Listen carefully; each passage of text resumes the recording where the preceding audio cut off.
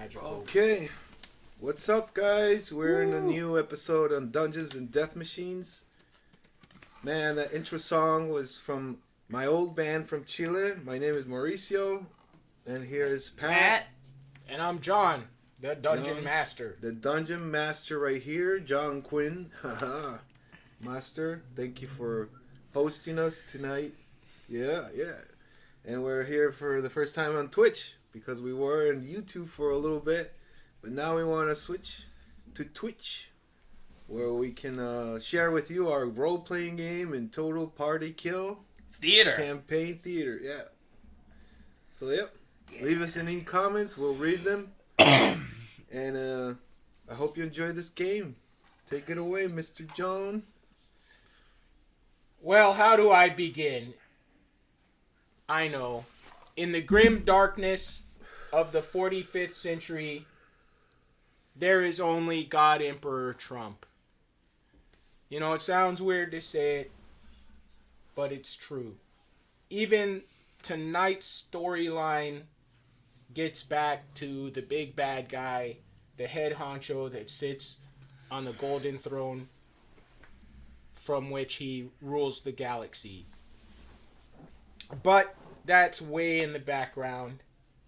Tonight, we just have a mild social commentary about a city of wealthy dwarves that sits above a slum.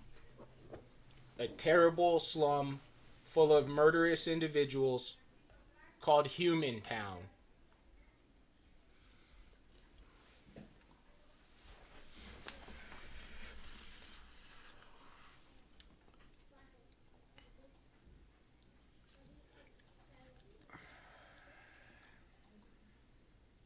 Right. That's right. Oh.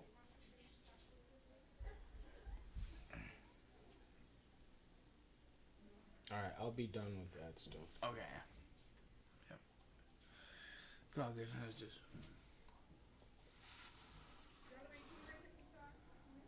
Are we not live? Are we live? Yeah.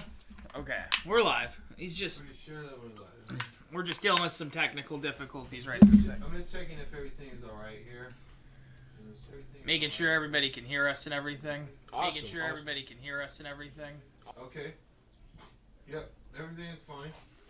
We're on live. Alright, we're live. Sorry, we're checking to make sure everything was good. I'm saying if we weren't just you know. Talking to dead air. Yeah.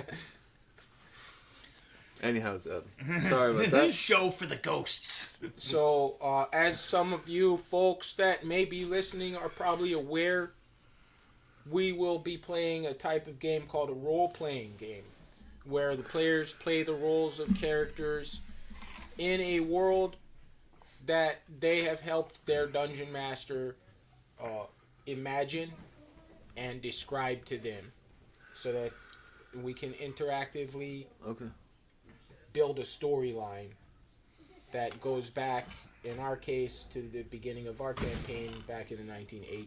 Yep.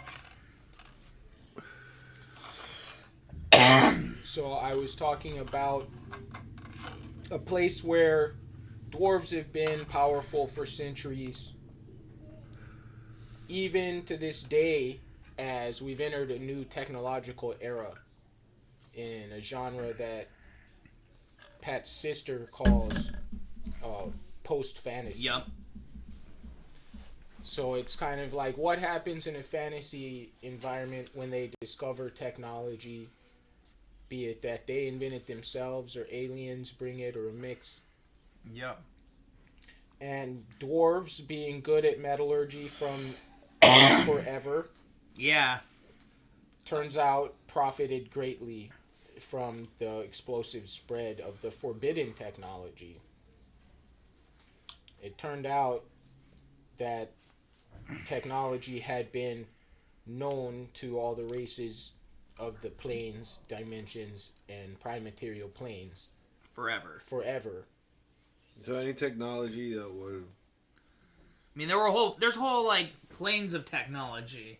Right. For Even the plane of Nirvana, it's called the Clockwork Paradise in Dungeons and Dragons, a little bit different than the Buddhist take on Nirvana in real life. But it's basically supposed to, that's what it's supposed to be in Dungeons and Dragons, this massive clockwork filled with these like clockwork angels who regulate and moderate the flow of time, of order, and of chaos within the universe. They basically control the universal order, the Modron. the Modrons. And there's all these sub races or also pre-evolutions of them and stuff. And that's that where came out the in War of Transformers Chaos came, versus Order, came yes, from. such as the Mechamorphs. The Mechamorphs, yeah. So you have this notion in the philosopher Plato of ideals, of things that don't change. It's just the thought. It's not a chair. It's the idea of a chair, right? Like chairness. Well, this is kind of the opposite of this. These are fighting metal warriors that change into different shit. They're the idea of like the inner warrior in everything around us all the time. Yup. But so they exemplify change. So actually the idea of like machine warriors that the servants of order were based on were originally like a notion of chaos itself. And this whole race of like machines, like shape-shifting machines, the Transformers, came out and called the Mechamorphs. They evolved very early on, like demons or something would evolve, like angels would evolve. They were the descendants of the cosmic order, one of the first creatures that chaos gave birth to. Yep. And so there's been technology forever. We could talk about all the different offshoots for quite a while. Yeah, I was just thinking about the whole Transformers and the Tesseract, and also that Marvel uses the Tesseract like one of the like forces of the universe or something. The Transformers also had their Tesseract. There's been Tesseracts per se at this gaming table, but I forget exactly what it all amounted to. But are you saying like how there's a Chaos Cube? Yeah, the in cube. Our game. In our game we have a cat. But no, it's not about the movies though. Yeah, I guess the movies are. What? He's saying in the Marvel movies is a Tesseract, and so and so the Transformer movies. Yeah. I don't know if the which cartoon... is all part of our backstory. In this game, we try to incorporate everything from all the movies in that, any movie that you might possibly want to have as the backstory of a role-playing game, you have to throw it in the backstory of your role-playing game. Something with sci-fi, kind of like the robots and the sentient robots kind of deal. Yeah. There's like these races Ultron. of sentient robots that were born super early in the evolution of the universe. Super freaking early. And they never died off. Oh yeah, you can play as a Mechamorph too. They were just putting that out there. Kind of put in certain boxes. There were the Modrons, and they were allowed to do what they do. Pretty much, they never come to Earth, or when they do, there's a real strong reason. They come to battle demons, or seal dimensional rifts, or, destroy dimensional rifts.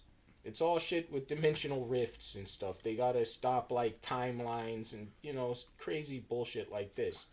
Or occasionally some human can summon them. Time traveling? Yep. Yeah. Cool.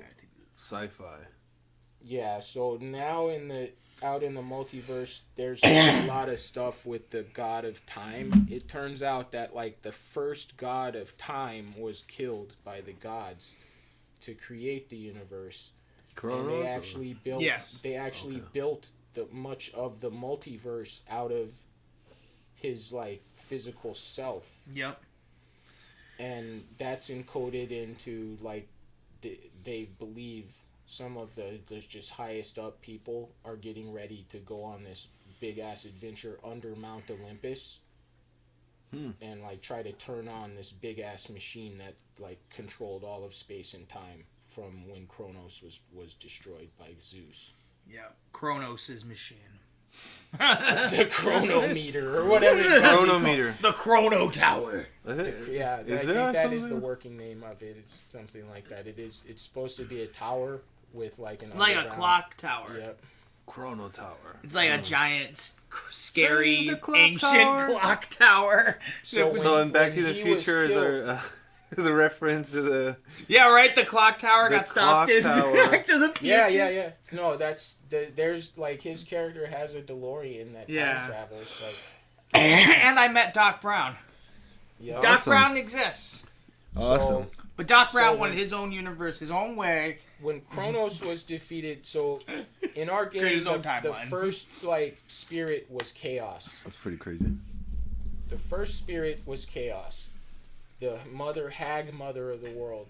Hags like sounds like a bad word, but it's just it's female giants and titans. I mean, they have hags in the D&D books, but in Wormy they're a little bigger. They're a little more powerful than in D&D, and they can birth anything depending on how powerful of a hag. Their children could even include like titans or Jotun, like fucking a snake even big enough to circle the earth and swallow its tail. You know, a hag could be the mother of such a creature. Yup. One of them died in hell and formed a whole plane of hell. The So they're life just giver. the female giantesses. They're always female. And Because they're giving birth. yeah, they symbolize. Yeah, that's right. They symbolize the creative principle. The creators. Yeah, and It makes the sense. oldest one of them is Chaos, but her kid was Law. All right, and that branched off in a whole other direction. She had a bunch of other kids called the Titans. Kronos was one of those. Thanatos was another one. So these are like the second and third oldest fucking creatures, you know, in creation we're talking about. So when Kronos was destroyed, that's a big like power vacuum. So he has a lot of other aspects running around to this day, like Father Time or Tarong the Terrible or whatever he's called, the Time Cult. There's these like clock tower worshippers Yeah. that just constantly grab people, hang them, torture them, slice them up, do all kinds of weird shit. Yeah. All like out in like they put it like in rooms and like let it be found or whatever type shit, like dragging people off and sacrificing them, chanting late at night, fucking Those guys, you know, the friendly neighborhood, drag people Fucking- off chanting late at night guys. yeah, the fucking people with like, you know, black hoods on and white robes and fucking torches and nooses and like they're chanting through the streets and grabbing up fucking people, dude. Ooh. They always appear in like the smallest ghettoest cities in my campaign. They're like whenever there's just like where like a bunch of warehouses is the rich neighborhood. There's one of those warehouses has the Tarong cult. Yup. The cult. They live there. That's their thing, And man. that's another aspect of Kronos. That's like his evilness that persisted on into our world through whatever reason. Probably just through worshippers. Damn. Just giving them that power. Like, There were so many of dude. There had to been like mad Kronos acolytes. yeah. The guy was better than Zeus. Yeah. That was the first Zeus, basically, the god of everything. Oh, Kronos brought us everything, you know. His mom, Chaos, would kill us all. But this guy fucking created time. Yeah. He instantly, like, imposed order, but he didn't make that, like, cripplingly, like, orderly order that Law was over there with. The world is a fucking machine. The whole world is a machine. No, Kronos was like, time is a machine that is kept over there.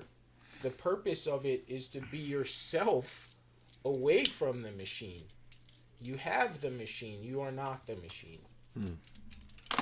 It's not clear if there's... Feels any- like this machine could be like so you know, like this when you scramble eggs on this machine, and it's just steering things like it's all. Mm. You know like Mixer. a mixer. It's like a mixer in the universe. It's just making everything spin at some point. So all the rest of it is just going circles and circles because of this machine. Is like. That's a really good analogy. There's like a little spiral in the center of the town All right, Where the energy, where the great the beanstalk, centrifuge. these powerful vines connect in the upper planes. They connect like regions of space and dimensions and shit. They're called expansion vines in this cartoon, Jason the Wheeled Warriors, where they can. There's like these fucking beanstalks you drive up in these sick cars, and in like a day you'll be at this other star system or in another dimension and shit, depending where they go. And so I morphed that onto the idea of the beanstalk and of Yggdrasil from the Norse mythology. Okay, so that's the ecology of Yggdrasil. Is it's one of these like trees. It's a great one though. This because it's between all the dimensions. That's like a higher up one, because like Yeah. the beanstalk was like just to other places up in the air. The big one in the campaign. So there's a place right in the center of the town where one of those was brought down, and it makes a big ass spiral pattern that had dimensional links to it. That said, there's a waterfall on the edge of the town that's frozen over right now. It's ice. And on the other side, there's a beanstalk, a new one that just went up. And it's going to the other new beanstalk that goes where the old beanstalk, the old one in this campaign, which is just near the road from this city to the main city. That one, those two meet, it's thought. And there's this city, like, before you get to the big ass, like, cloud continent that it connects to, just full of, like, crime and shit like that. Yup. But alright, it's too much backstory right now. Yeah. We can't get into like all the way into the mythology and stuff. Sorry, yeah. But- Sorry, Yeah, guys. it's a long prologue, but there's a lot to look into, and based on like the setting. The setting, it's a mountain, poor village in the immediate shadow of a rich mountain city. Yup. It's a place of exile and turmoil and new opportunity, since they just put in a rump hotel there. Somebody put a 5-star hotel in there. There's like car dealerships, you know. Oh yeah, Rump is the whole. He's a president.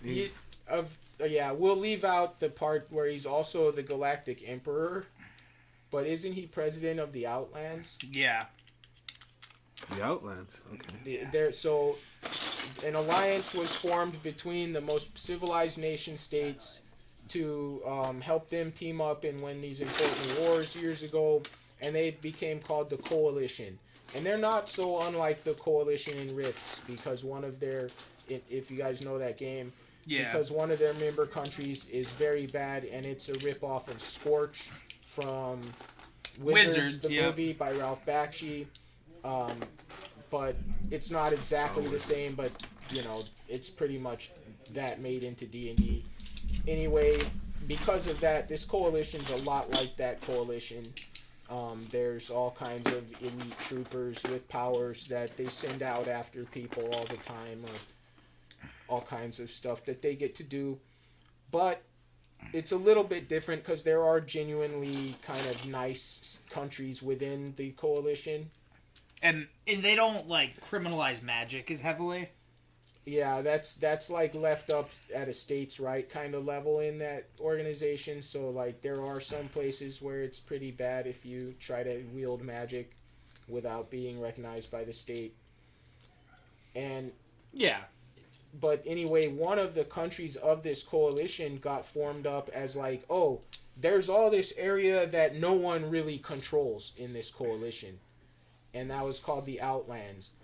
And actually fucking demons were put in charge of it. And it went really badly. And it caused kind of a civil war in the coalition. And they got rid of these demons. And it went to this guy called Rump, who is he was the spirit of Donald Trump. Okay, if you guys He's know, the reincarnation of Trump. it's not. If you guys know this story called Emperor Joker. So if you can imagine the Joker or a character much like the Joker in an alternate universe somewhere, and he gets cosmic level power. He can change shit into stuff. He can possess people. He can do all kinds of crazy shit. But He turns into like a god or something. He's somewhere up there. It's maybe not so godlike that he can just change everything.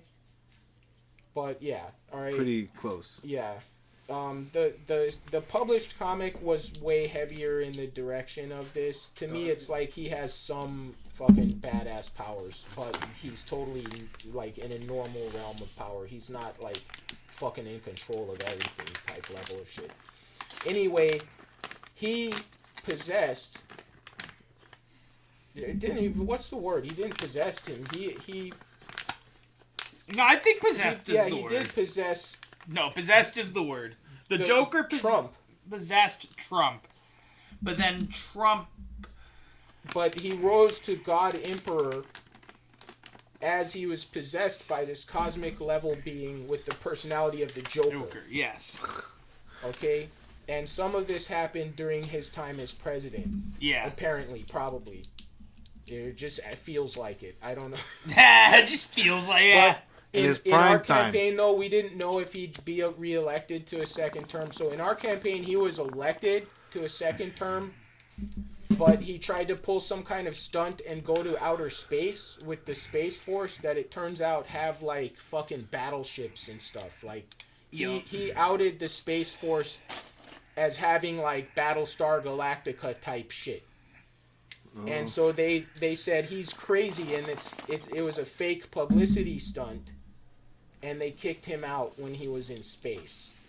And then he took some of those spaceships and started a civil war, and they're now trying to like gain power in our past campaign. Our campaign has two kind of time points, like around a year from now, right on the verge of like, fuck, magic's actually real.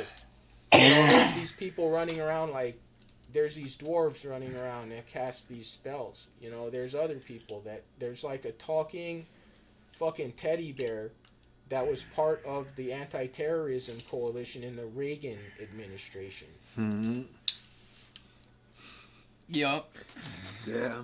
Some of these fuckers are open time travelers from the future. Yeah. And they say that they can come here because the world is about to be destroyed. And so it will erase their kind of time fingerprints. And then there's 2,500 years in the future. Trump's been God Emperor forever. And they find these planets out in the galaxy called the Eye of Terror. And there's a lot of magic over there. I mean, this is one of those places where fucking every other person is a wizard or an elf or somebody that can at least sit down and read magic. Even car thieves, you know, fucking know how to read magic. Yeah. That's crazy. That's the world of magic. It's bad when the car thieves know magic. So there's a city that actually links. I feel like that Doctor planet- Strange is gonna do something. New movie's coming out. Is gonna, something the We terror always get a lot place. of shit from Doctor Strange. Doctor Yeah. Strange Yeah, is you gotta so- follow those for this campaign. Oh, yeah, he's dude. a big character in this one. And there's another guy that's kind of a ripoff of him, or that he was the ripoff of from the Doc Savage storyline. It turns out that there's a pretty good case that everything from in the first like 20, 30 years of Marvel and DC are all ripoffs of Doc Savage. He had Doc this team of guys that are the archetypes of the X-Men and the Avengers. He had this team of guys, and like the references are just so huge. You can't, like, especially Doc Savage to Superman. Like, all the nomenclature is the same, right down to Fortress of Solitude. That one's kind of ridiculous. Yeah. He's kind of like, so that makes him kind of a cross of everything, and he's been a real hard NPC to pin down exactly what I think he is, and no one's encountered. Actually, somebody in the campaign encountered Doc Savage before, And he was like, he appeared as like a really wealthy guy in some skyscraper in some fucking city on the other side of the world, right? Yeah, it was Sesshamore. Wasn't that basically what it was? He didn't get into any fights with him, or he didn't use any powers in front of you, right? No, Sesshamore met him another time then, too. Why? Oh, he was in campaigning. Mm-hmm. Was he fighting like Orcus with you or some shit? He was fighting some fucking heavy demon, if I remember. Yeah, and they were... Sesshamore found them in the Savage Lands. They were trying to teleport out and shit. And Sesshamore's like, alright, you guys can leave. But I'm teleporting a bunch of shit in. And you have to at least give me that courtesy. You know. Yeah, but Mauricio, is any of this stuff giving you ideas on what you would be? What would you play? So there's a tab in my spreadsheet called New PC, and it'll calculate everything just from going from your just basics of your idea of a character. You just gotta know what's called the race. It's so funny because D&D really feels like this critical theory that everyone's up in a roar about, because they're like, everything depends on class and race. Mm-hmm. It's a social commentary, you know what I mean? And there, you can really put like a hierarchy in D&D of like, you know, the wizards are on the top, and then the clerics. Yeah. And then like depending who you are, It the should be fighters. kind of like thieves. the graphic, like the whole setup, like the whole explanation could be very cool if you did like the hierarchy, like how they one thing different species and everything. That would be cool. The powers and everything. Right, like I almost believe species would be a better word than race, but hear me out on the virtues of It's its calling own it thing in class and itself. race. I feel like. Yeah, You exactly. know, we can talk all day about just species and where origins and what kind of powers, and Exactly. it's like a whole It's just, thing in itself. But to call them a race makes them closer to us ideologically and taxonomically, because you see there's races of the same type of species. So to call them a race is actually not saying they're farther away, but this, like some of these people are tentacle beasts and, you know, reptilian mother effers and, you know, insectoids and stuff, but they're considered races. Why? Because we all share communication, we all share language and civilization to one extent or another. Yeah. And that's why, like, we see that kinship where it's like they're almost another race of human. But on the other hand, it is kind of a gnarly concept, because it's like so much of your character just depends on that one simple choice, and they just have those unfortunate words with those connotations, class and race. What's your class and race? Well, my class is going to be upper class, ultra wealthy, and my race is going to be whatever you want to say. I don't want to say anything inflammatory against anybody, but you know what I'm saying. People could say different things there, shock each other all they wanted to. In D&D, though, we have pretty much open are the regular stuff from Tolkien, and they're updated in here. In their kind of space form, maybe sometimes, but there are elves just from our own planet. If you go the elven route, I would think for a lot of what I've seen of your play style, a lot of the openings in this campaign, I was thinking maybe more on the giant side of things. Those aren't a traditional player character race. Or Transformer. or Transformer. Or you could be one of the machine races. Be a mechamorph. There's a race of mechamorphs that also have to keep up a living component called the Pretenders. Yeah, dude. Oh, that one's crazy. So they can turn into, or part of them can turn into a person. Yup. And you know, so they're like a person that just has a transformable fighting I'm just suit gonna start or car. setting up this. Like Michael Jackson You could be a on human with a mech. Moonwalker. Like Michael Jackson transforms into a car. Yeah, like if Michael Jackson could transform into a car. He does in Moonwalker. Oh, that's He does? right. He transforms into that transforms mech. into a spaceship as well. Yep. Yeah. He's like I don't know what kind of superpowers was it. He No. just saw a shooting star, and So- he would. It's a magical wish. Sorry. You know. He's got the magic wish power. So, depending on how like reality bending this power is, There we go. like it'll be ruled out by just only being a second level campaign. So you cannot have like a super dimensional space fortress that pops out of you and becomes you, and you have 300 million kills. Hit But you points. could be like a motorcycle Because, guy like, or a car guy. That's yeah. You could be a guy riding a motorcycle, whose Okay. like motorcycle, it becomes part of their endoskeleton, Or like a car, even. even a car, because there is magic afoot. So they figured out the difference in the magic. Like when you see magic writings and they're on a page, that's 2-dimensional rune craft. Yep. And the higher magic that works on these expansion vine interdimensional trees when they leave our dimension is 3-dimensional magic, the rune magic of the techno mages. Yep. They actually created their magic is like made out of magic. Yeah. Like it's like they craft like a magical arrangement of magical symbols with their mind, and that's what their runes are. Anyway, Like an energy ball. yep. Yeah, And like they charge there's it up, this or shitty they charge car it just- with magic that spreads around. All right, this is Okay. the Watchtower's neighborhood. So they get you a bus fare. You and your friend will make up. We'll figure out who Mauricio is, but I'm gonna say you're gonna probably go up there with him. Although if you're a giant, you might probably just end up meeting him up there. If you're a real big ass giant, Or- there's more. Or you human could be the kinda- bus. Yeah, maybe you're the bus. The bus? You're a mechamorph that becomes a bus.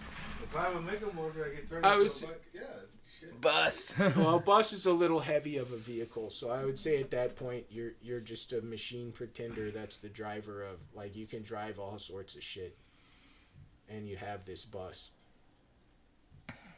But there are vehicles in this campaign that like come up, so it might be pretty sick. What if you were a fucking mechamorph driver?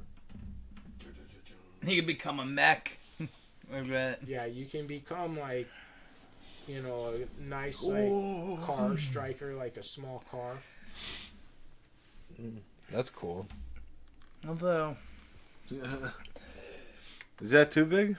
I was just saying. That's kind of a huge. 'Cause this that's is- more like of a. There is a big ass mech in the town. Like a Godzilla kind. Oh, okay, you got already something. That's my guy. I'm trying to use, yeah.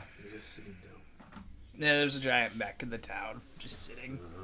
So there's this castle that you guys probably won't make it into, where the palace of the Dwarven King is, and all this other stuff.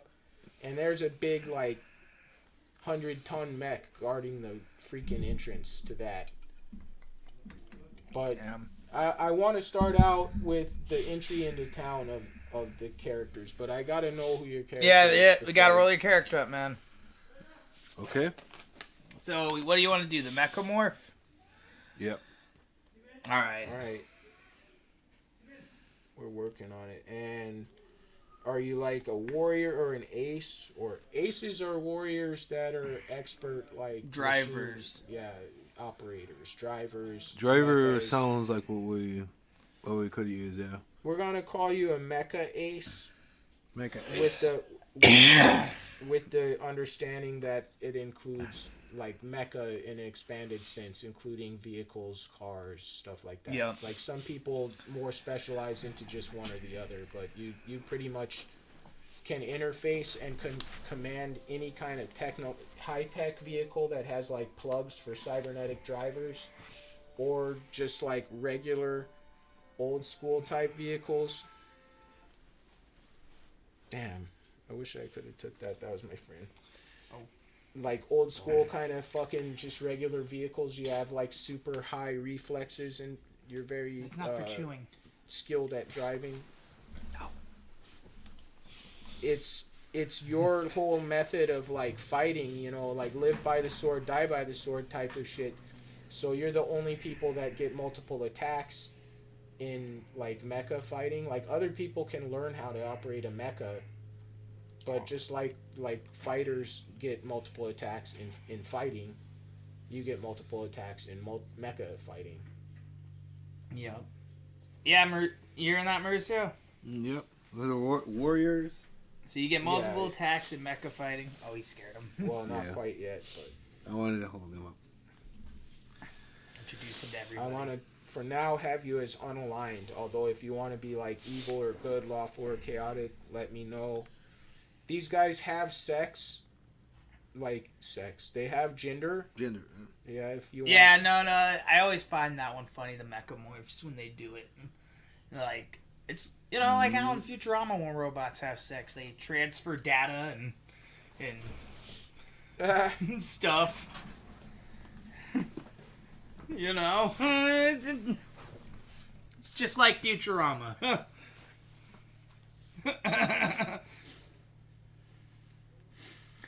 Robots all talking about the chassis on the female robots. Jesus. Look at the So, chassis on it. what is the guy's alternate form? Alternate form. Oh, yeah.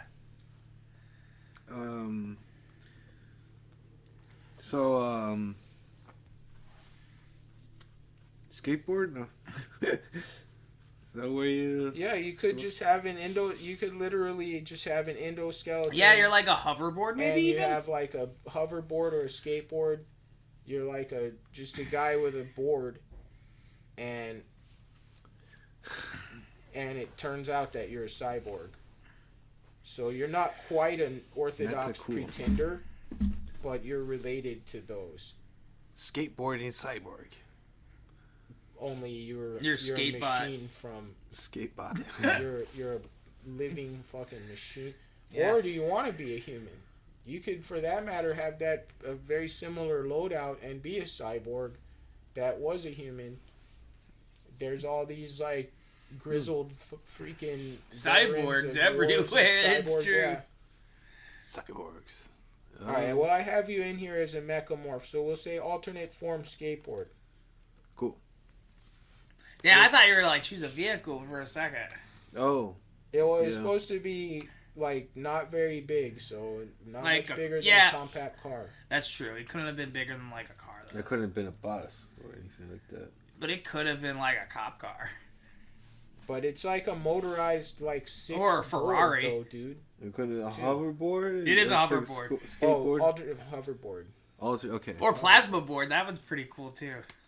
Oh, I don't know if my dad ever told you about the plasma board Yeah, idea. there's plasma didn't know. boards.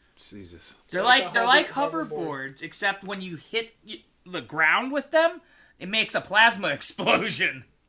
Huh. And it's explosive, and you like fly really far, and you Damn. surf the explosion. That's the idea of the plasma board. The plasma board. Yeah, cities pretty really dope. don't like plasma boards because of the destructiveness. Yeah, you might not want to just go that hard at fucking Human Town. It's not. It's not All right, big enough to hoverboard is Yeah, support much of that. much of the plasma boarding, just like destroying half the fucking cities. just skateboarding Yeah, right. or hoverboarding. Plasma boarding. Plasma boarding. Plasma boards. Yeah, we gotta put, I've seen some animations that have like these hoverboards, but the ground explodes when they go through it. It's like they float because of all the explosion they produce. yeah, it produces plasma. That's why they float, floating on pure plasma. Pure plasma. All right, I rolled these stats and kept them. I hope they're high enough for you. You have a 26 on something, a couple 18s, a 16, a 14, and a 12. So no minuses to anything. You're at least pretty good on the human scale on every Cool. stat. All It right. has the high thing on your strength, because obviously you're part machine. You're a living machine. So they got you here doing +8 damage. This one rolls a little heavy for me because I also use it for NPCs, and like a lot of times I'm not trying to play around with those guys. They're too powerful. We might bring that just down like a touch, but Sure. it still be like above normal human ability. Fair It says fighting. here your speed is 13. That's only like. No, I think it should be more about like actually like what you call 23. This is you can travel about 60 miles an hour That's all right. comfortably if you have 23 No, I was strength, speed. getting out miniatures for you to pick from. You got all these skateboarders, man. Whichever one you like the best. Oh, I see. Yeah, cool. We got skateboarders. Yeah, we got this guy, the hat. Yeah, that's cool. There's this long-haired dude Mm-hmm. with the flannel shirt. Looks real grunge, dude. Yeah, right. Kind of. We got the grunge guy. Kind of my style there. So I brought your speed up by 10 points, but I brought your strength down by 4. All right, there we go. And that's in your alternate form, the speed thing. So like in humanoid form, it's only 13. Nope, we got you, miniature. Cool. What do you think of what I did to like represent the buildings, real quick? Those are so dope. That's Lego. like kind of the first neighborhood of Human Town. Actually, the Dwarven Watchtowers. There's just neighborhoods of these towers and like nice like concrete apartments full of dwarves that are too poor to live in Yeah. Thunderhold. All right, And so they that's keep my it character. all like it's not all crime ridden like Oh, Human Town. In there. Should we put my character over by? Yeah, like compose it through with the camera. And, That's true. Like, okay. So 'cause we're that's walking. where the audience can see what's That's going true. on with the You're right, main Merce. guys. And Yeah. And then as you decide We're on walking stuff into like this your city. description, your hair. So this guy should be way up in the background, actually. And this is us, so we're supposed to be walking into this city, right? Something like that. Coming in. See? From behind. Maybe I'll put this up here. This right here. Like you're coming into a city. yeah, There's a broke-ass car right there. That car looks messed up. Look at that car. This is the brokest car I ever saw. There's no steering wheel in it. So no one in this civilization knows that you're a machine that is probably about 100+ years old. You're probably from a young generation of these machines. You were assembled recently, probably to get ready for these wars that are just about to pop off. Because there's a fucking huge invasion being made with all these machines to take over the freaking cosmic order, a great machine in a higher dimension, and use its energy to attack the very mountains of heaven. Are you good or? Okay. So 100 years ago, they made you to like eventually end up in that effort. Probably you're not even sure why the fuck you were made. You weren't made in the time when there was a clear meaning for your species, back when they were made to fight off these technology using demons called the fucking Cenobites, who are running around again, and their allies, these technology demons called the what are those called in Rifts? The Mechanoids. Oh yeah, the mechanoids. In our game, they just basically boil down to pretty much evil mechamorphs. And we got the Invid too. But, yeah. There's Invid, there's mechanoids. The Invid are from a later generation of stuff. This is after your crossbreeding shit, like almost like Tyranids and the Protoculture. But that's a whole bunch of stuff. Anyway, as far as this mechamorph, so this powerful, wealthy bank has hired you as a contractor. All right, they are a bank and a religion called the Hellbridge cult, Hellbridge Temple. They have like dozens of names. They're all very secretive of all of that. but you are an employee of the Hellbridge Bank, and you're being sent with this guy that robbed the fucking bank through this deal with the criminal organization that had sent him. You have to keep an eye on this fucking guy. You're basically partnered up for some fucking reason with a guy that broke into the infamous banks of the Hellbridge Brotherhood. One of the few, like, quasi-criminal organizations that is independent. About, like, 10 years ago, this terrible monster that sits at the head of one of the Assassin's Guilds, you know, these, like, spy organizations that are kind of independent of the countries. He brought together all these crime clans, pretty much everyone from around the world, and he murdered their leaders and took over all of them. One of the only independent remaining ones is connected with this Hellbridge organization and all of its guises. Yep. You happen to know, they didn't tell you, but you found out that they are pretty much wholly operated by a temple that believes in the god Thoth. They're not the main fucking religion of Thothianism. They're kind of like, what would you call them, revelatory Thoth worshippers.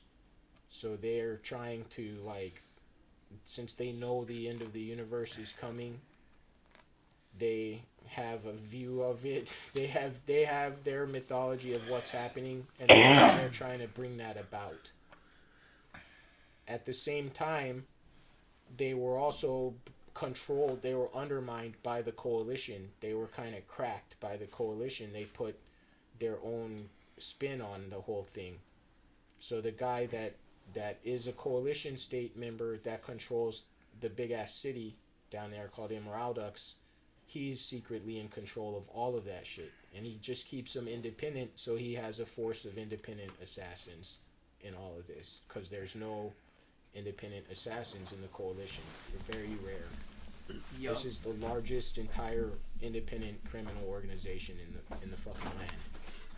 And they have you tied up with this fuckhead that was sent in by the largest dependent criminal organization. The regular Old Thieves Guild, for some reason, some undead fuck in there ordered this poor fucking alien to drive people and drop them off to rob your bank. Your assassins saw them and started shooting at them, so he ran inside to get away from the machine gun fire, and then had to run around inside of your guys' top secret temple and bank and fucking escaped. And the Assassin's Guild almost started open war, but this was the deal that was worked out. You're the sacrifice. For some reason, you have to do all this. Now, I don't know how you want to play this character. Are there emotional mechamorphs? Totally. They are at least as intelligent as humans. Okay, and they, like, your character has a high charisma, for fuck's sake. So, you know, can you feel emotions? I would say most of them don't really feel emotions, but they pretend to. Yeah. They do have emotions, but they're far too complex to describe to fucking human beings. It's about higher purpose and, you know, great mythological themes going back. But the fact that you only have 2 levels shows that you are not an old one of these. You're a fucking baby. You're fresh off the fucking assembly line. You've just been hiding in human. You were made by this warrior race. They just made a new generation of robots. And it's dawning on you that it's for a big ass war that has to do with time travel and the end of fucking time. Yup. They haven't even communicated. No one's come to you and been like, you're a mechamorph? I'm a fellow fucking mechamorph. Who are, you know, you haven't heard shit. I guess I'll let you know if you ever, like, have any programming come up that gives you more information about this stuff. But you just have kind of a mix of, like, this knowledge that I'm telling you about the campaign. You know what I'm saying? It's kind of in there. You don't know how. It must be your programming. But yeah, can he be genuinely emotional? Can he have an alignment? Yes. Can you play him like a Data or a computer type person? Yes. It's up to you. The common thing, especially with this race of mechamorphs called pretenders, is commonly they are sociopaths. They are putting on this nice, persona for everyone. No one knows they're not fucking human. And they, they're murderous. They're lying. Or some of them, they're very honorable and shit like that, though. Some of them are super Dude, my heroic. character's a Jawa. He might even realize this guy isn't human. Should probably actually roll for that. So they're not gonna have you drive the prison truck. Weren't you like in?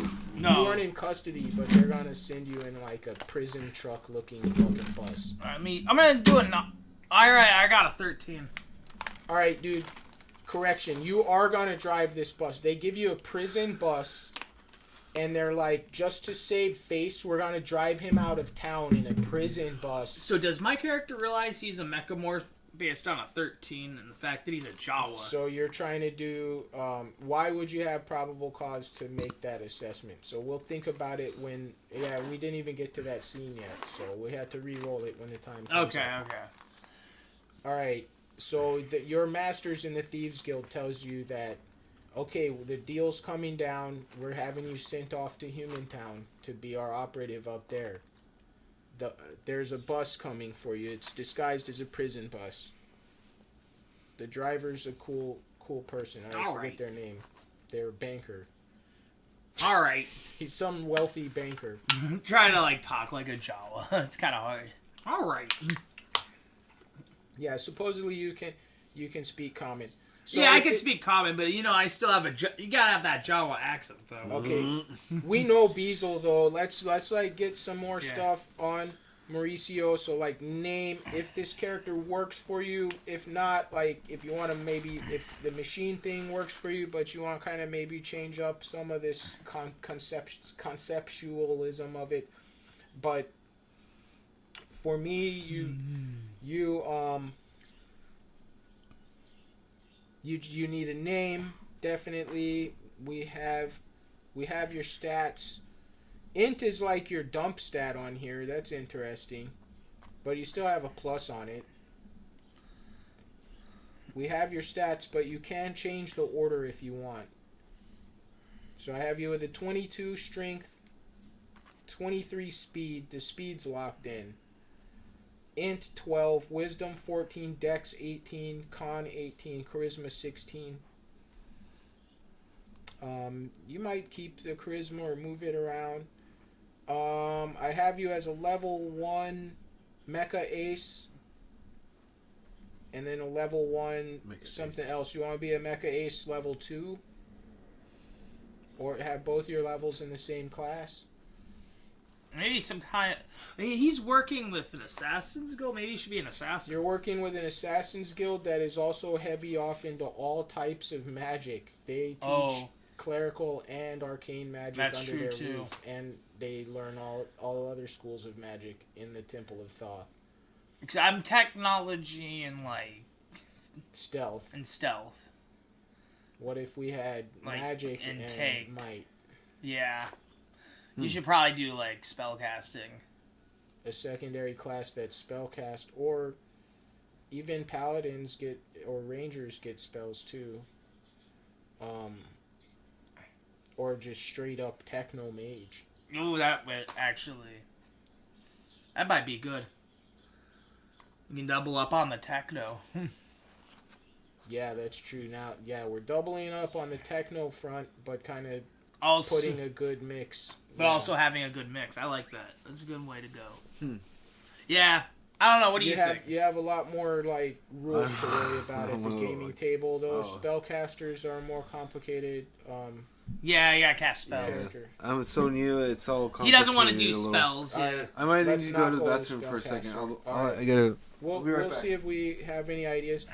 Yeah. I almost recommend take both your levels on. Yeah, Driver. it's probably the best. I mean, it's kind of a waste. It doesn't get you anything until you go up a tier in My Simple Rules. Oh, that was the other thing I was gonna say is like if you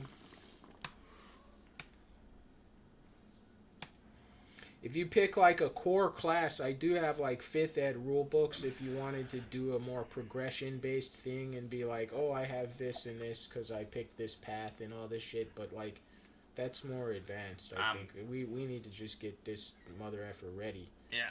So he is a level 2 mecha ace until we correct anything. Yeah, I mean, because it's your magic complicates things a lot.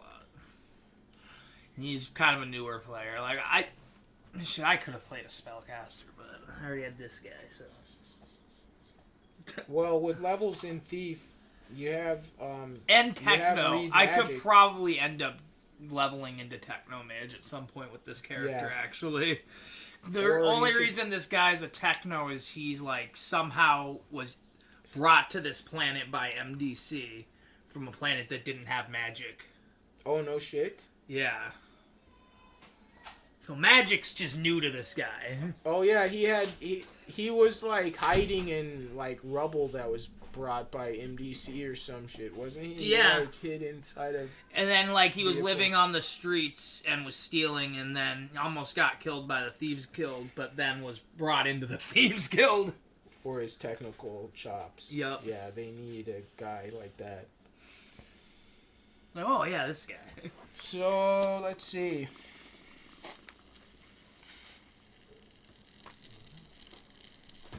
Yep. So yeah, magic is new to him. That's why this world is probably so crazy to him. You know what I mean? Do you have a name? Well, is there anything related to Android is my character.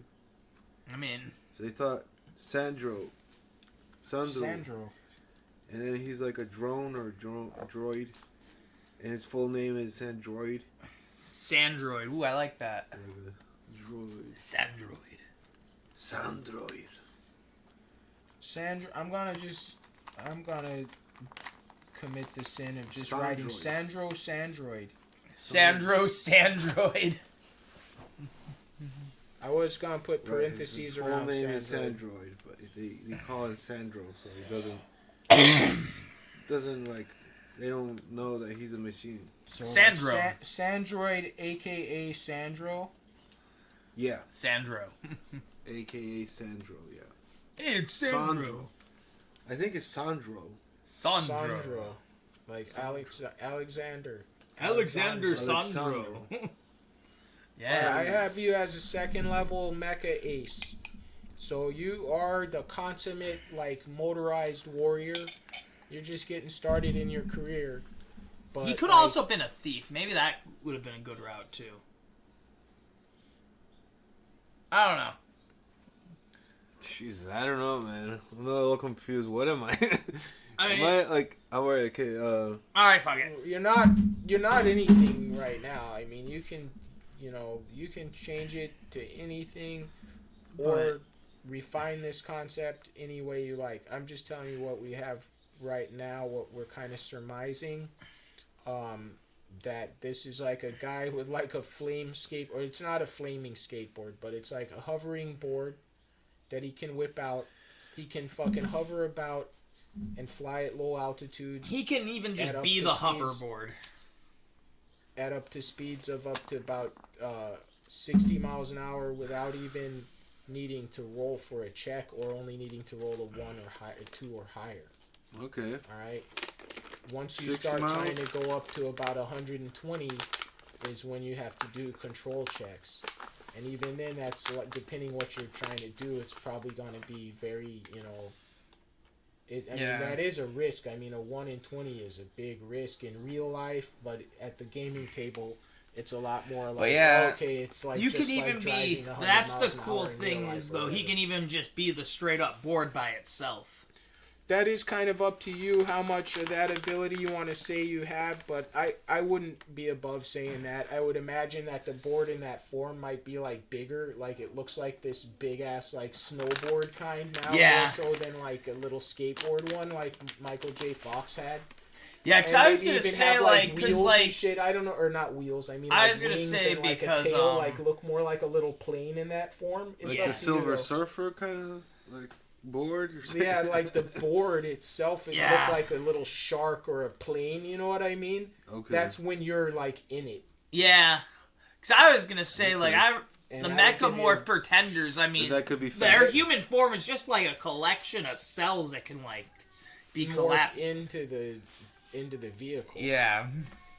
All right, and that'll make me faster, kind of. That'll give you +3 speed. Yeah. Which is okay. double your tabletop speed. Yeah, probably. Basically, like the whole tabletop tabletop war gaming, those speeds kind of go out the window when you talk about real life vehicles. So like if you think about like even a car would go, instead of 5 squares, it would go about 50 squares on the Okay. board. So because of this, vehicles like much faster than cars pretty much attack like the party. You know, if there's a monster, you get like a strafing run at it at that speed. You can't really, you know what I mean? Unless they're moving at the same speed as you, and then it's more like a dogfight. Right. But like fast things don't really fight the same as like characters, is what I'm trying to say. Yeah. So keep that in mind when monsters come up. If you shapeshift into a form, you're gonna be like kind of doing pass type attacks, Right. unless they actually fly themselves, and then you guys can like totally dogfight it out. All right. Yeah. Nice. Let's see. So yeah, there's like, what do they look like? Their description, hair, eyes, Oh, yeah. their weight, their height to figure out. Yep. You're It's just saying right here, I'm trying to figure out what this is saying about your AC. It looks like it just had a bunch of armor on here already. damn. No, that's not. It's not good. Like it sounds like it's just like leftover from the character generator. Mm. Yeah. This is all fake shit. This isn't your guy. It could reasonably kind of be, but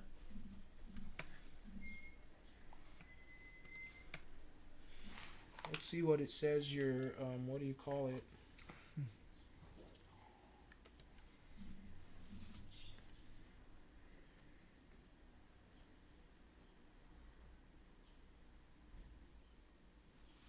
Racial abilities: common, galactic, alternate form, size mods, immune to mental effects,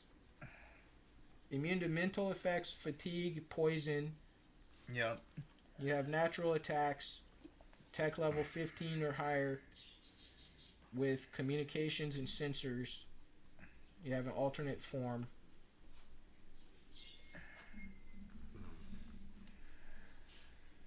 Your campaigns have been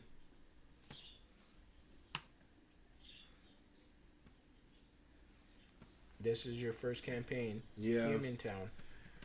Yep. Yeah. Like block one. And then you have backstory with the purple robes. Still got a lot to learn off this. All right. Yeah, your organization you're from is a little complicated to explain, so I'll just Yeah. boil them down to this. They're a wealthy and powerful group of independent assassins that have political influence. Okay. Now, they sent you, and that's clear what happened. So you're driving this school bus, painted up like a prison bus, to take this man out. So everyone will see, all the thieves and all the criminals will see that there's a purple robes guy or one of their like business guys. You're thought of as like, no one knows that you're like a warrior. You know what I mean? You work for this company doing corporate computer shit.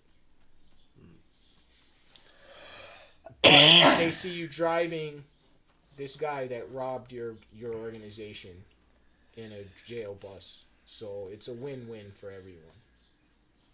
No one knows why you're the one. How is it that Like, how are they agreeing to this? No one knows that. But Yeah. But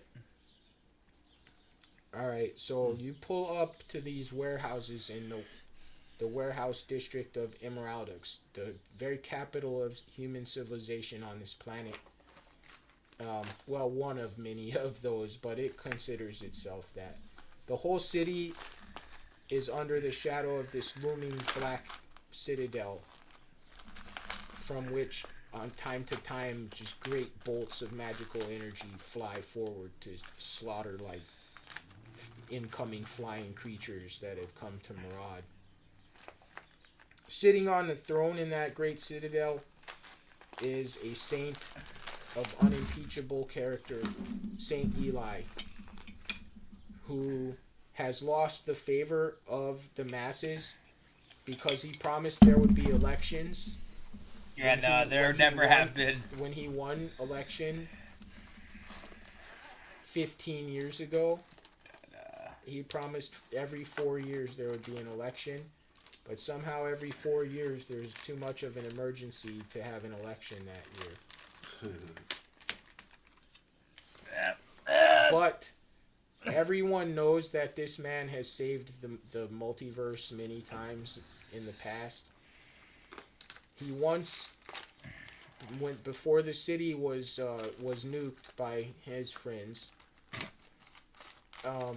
he once beat down like a 200-foot monster in the swamps right outside the city in plain view of everyone.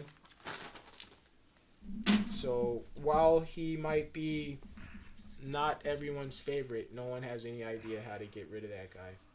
Yeah. But you're driving through the wandering maze of these huge kind of covered buildings. If you've ever seen the city that used to exist in Hong Kong called Kowloon Walled City, Okay, yeah. Kowloon, yeah. the Kowloon. that's pretty much what New Emeraldux looks like. Okay. It was built up. The whole old city, which was damaged by a nuclear attack nearby that was actually done to save the city. Yup. The whole old city is like buried under rubble and is a whole like dungeon level, and there's still many open businesses underground. The banks and temples are all one level deeper, but they were like dug out from the rubble, so they're still at their same level. You know what I mean? It's like if you go down those alleys, you'll go into underground sections of the city from the banking district. Yep. Near to that is the Palace District, but you drove into the Warehouse District. Ah, the warehouse. The good old Warehouse District, which is basically just a cover for murderous organizations to have meetings Yep. and, you know... And for sell- places sell to their be, like, wares. stuff to be stored. I mean, Yeah. stuff is stored there. Yeah, but all that stuff seems to end up in the wrong warehouses all the time. Well, you know. What are you gonna do?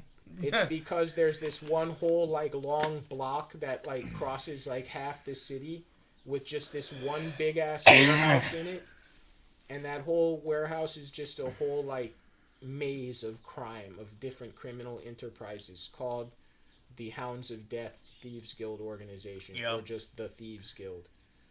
All thieves that operate in this town must either belong to this guild or suffer the consequences. There are a small number of other criminal organizations, a few that are sanctioned, and a few that are just independent or rivals. But these are the biggest, the Hounds of Death, they're called. Yup. They have enough influence to have actual killers brought in when they need to, and their guys aren't too bad either. So you're pulling up right at that warehouse. That's where you're pulling up. Okay. And these thugs come and they've got their shoulders on this short little guy who's wearing like a burlap little cloak with a cowled hood. And he's the bastard that fucking like wandered through your bank making trouble. Yup. They bring him in shackles, but if you want, like, you can shrug them off. They're not even like locked or like they were put on so cheaply you can pick them. Just guaranteed. Like you already know. And they sit him down in the first seat behind you.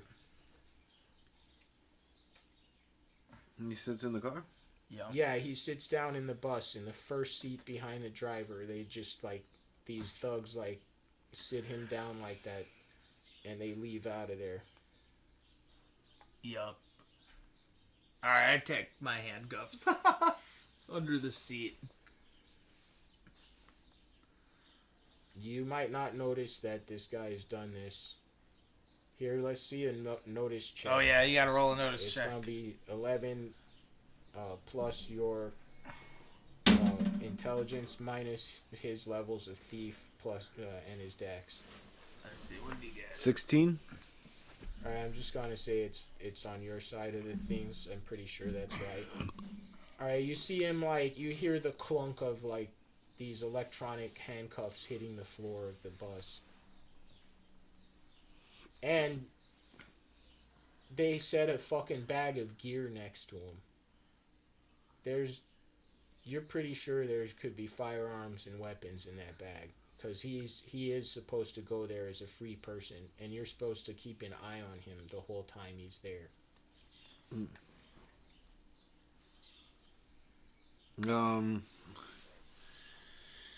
So what can I do? I'm just driving, you know. You just gotta drive. You might talk shit to him, you know, like no need for you to like. You don't have to just let him do whatever the fuck he wants. You know what I mean? Right. Yeah, I'm like lighting up a cigar and putting my feet up on the seat.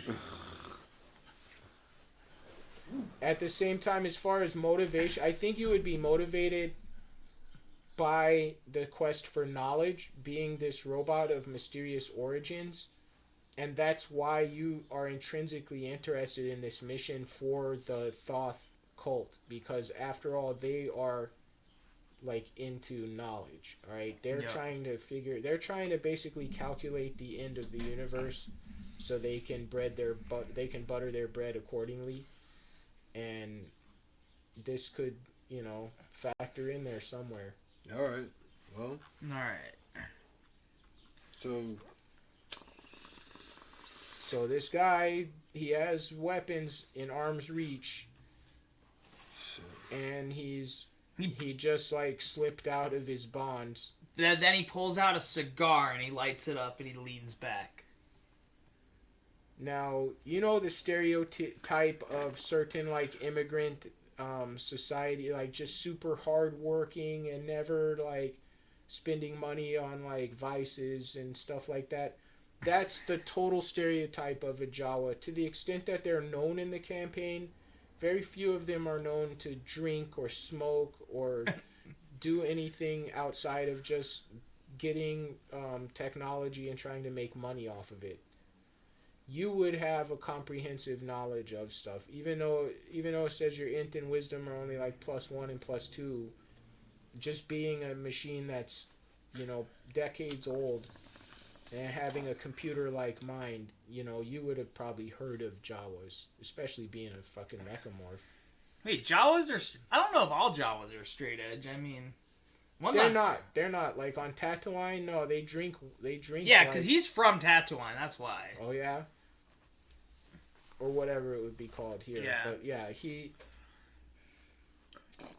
No, but people have this stereotype. That they don't. Yeah. People have a stereotype that they're just hardworking. Yeah. You know.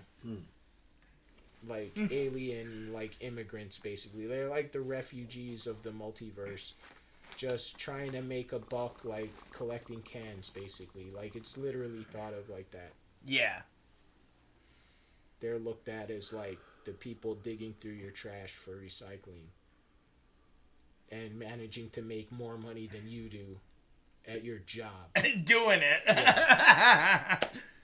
Because they don't eat out. They don't eat in. They don't fucking eat.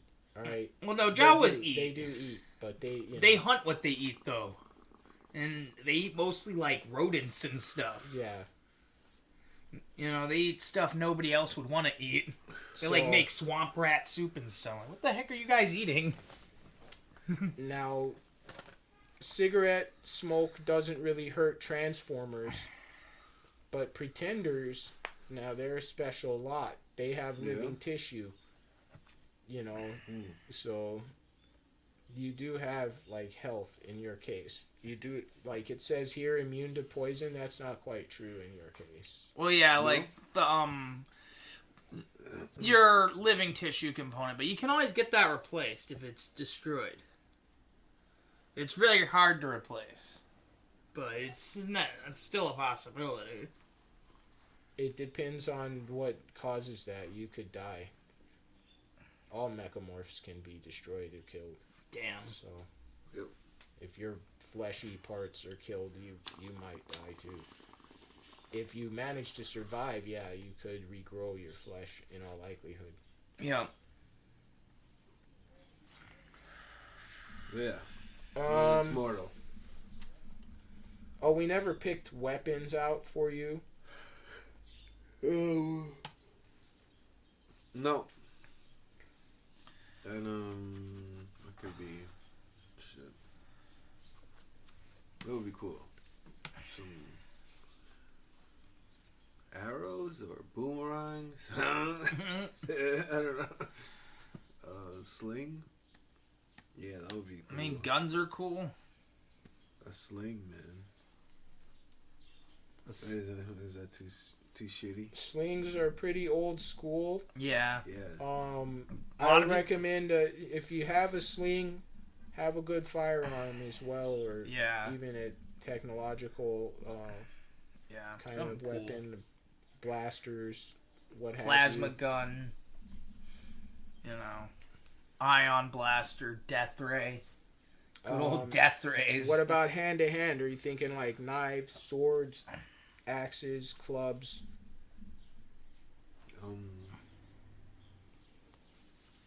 I guess a sword would be cool. Guy on a hoverboard with a sword. Like a samurai I'm sword. thinking like a scimitar. Ooh, yeah. What if you seems have like like a a good sling, but you boarding can throw type. Right, dude? A scimitar. explosives or something? Oh, he wants it to be... How would the scimitar... Oh, like it has a part inside? The slingshot? Oh, the scimitar. You're Oh. saying the scimitar throws No, explosives? he's saying the sling. You throw like explosive, like So Hawkeye. like 30mm grenades Yeah. Like that you grenades. can just whip with your sling. Sling grenade. Sling Like, can grenades. you like throw it like that? Like, I mean, I guess there's so like you're saying a real slingshot. A sling... Oh, no, yeah. A sling is the like what There's David slings and had. there's a slingshot. Yeah, a slingshot. There you go. Yeah. A slingshot with bombs. Yeah, A that... slingshot can still fire 30mm grenades. Yes. The grenades that you shoot out of rifles are tiny and way weak compared to the hand Yeah, and grenade. so you can shoot a rifle They can grenade be- out of they're- them. I mean, they're strong enough. They're gonna kill somebody. Oh, yeah, but they'll- they're not like those hand fucking grenades. People don't realize. Like if one of those went off in this room, We'd all be dead. this whole side of this building would be all blown off and shit. Probably the people underneath us would be either horribly hurt or killed. We would all be killed. Probably in the next room, seriously injured. Fucking whole room, that's like a building fucking killer. That's a lot. I mean, look at that fucking thing. When meanwhile, like in Scarface at the end, he had grenades in that gun. But Remember they that when didn't- it was but they were only "Come on, like you a room." motherfucker," And he fired, "Say hello to my little friend," and he came out with the grenade, right? Or did he just fire? No, he had a fired grenade. The machine gun at that. No, point. he So just he fired blew full up the out. doors. He blew But up the then door. he blew up the door, and that's a grenade too. Yeah, but it's a those grenades are about It's like a inch and grenade quarter launcher? across. Yeah. Yeah. But you're not using a grenade launcher. You're using a fucking slingshot. Yeah. It's You're like but you're a surprise robot with a element. med strength. That's true too. Holy shit. Yeah, you could fire that shit at least like 300 feet. Yeah, he's kinda like Bart. He's like a surprising. little like Bart, he's a skateboard. Yeah, you know, or he's like Bart. slingshot. So are you small and like kid-like and shit? Yeah, ooh. I like Yeah, I mean that plastic character was cool because he was like a grunge, long hair dude, but he has like this guy. He's kind of like All right, that guy's grungy. not that short. Maybe he's like 5'8" or something. Yeah, I guess he's kind of normal sized. You know? Yeah. But like 5'8's kind of short if you can be any height you want to be in a game about like fighting and shit half the time. He's When you're kinda fighting short with the and- shorter characters, it's more difficult to. Or you No, have I more don't agility. know. No, about it's that. actually easier to hit shorter characters when you're smaller.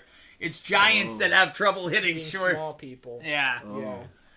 Yeah. Yeah, size works against you in fighting, except for the intimidation factor. Yeah. Right. Fucking yeah. It's Well, easier to and hit reach. and reach, which is a rule. But only some people are that tall that the reach gives them an initiative bonus. But like giants basically get first attack because they have fucking Reach. they have reach. So even though they're kind of slow, they still get first They're attack. slow as hell, but they still get first attack. Hmm. Undead always don't get Some initiative. undead get last. Zombies get last. Zombies, not all undead. It's true. Like liches, that's not true. How about hair? Do you have like wires for hair? I guess that would give away, so you wouldn't want to do that. But like, Here, Well, maybe it wouldn't give away. I mean, there's a lot of There's cyborgs. a lot of cyborgs. Maybe you do look cyborg. Like, I don't know. It's up to you. oh, his hair looks a little metallic or something. Or it could even I be see, light like, up neon. They're like. They're Well, actually, that's actual actually interface cool. plugs. Like you have all these fucking wires coming out of your head that supposedly go to your brain and allow you to control machines. But of course, you are a machine. It's just going to your computer too. But you could have hair as interface plugs. But yeah, I Cool. was Much saying they could interesting. even be like neon too, like light up. Yep.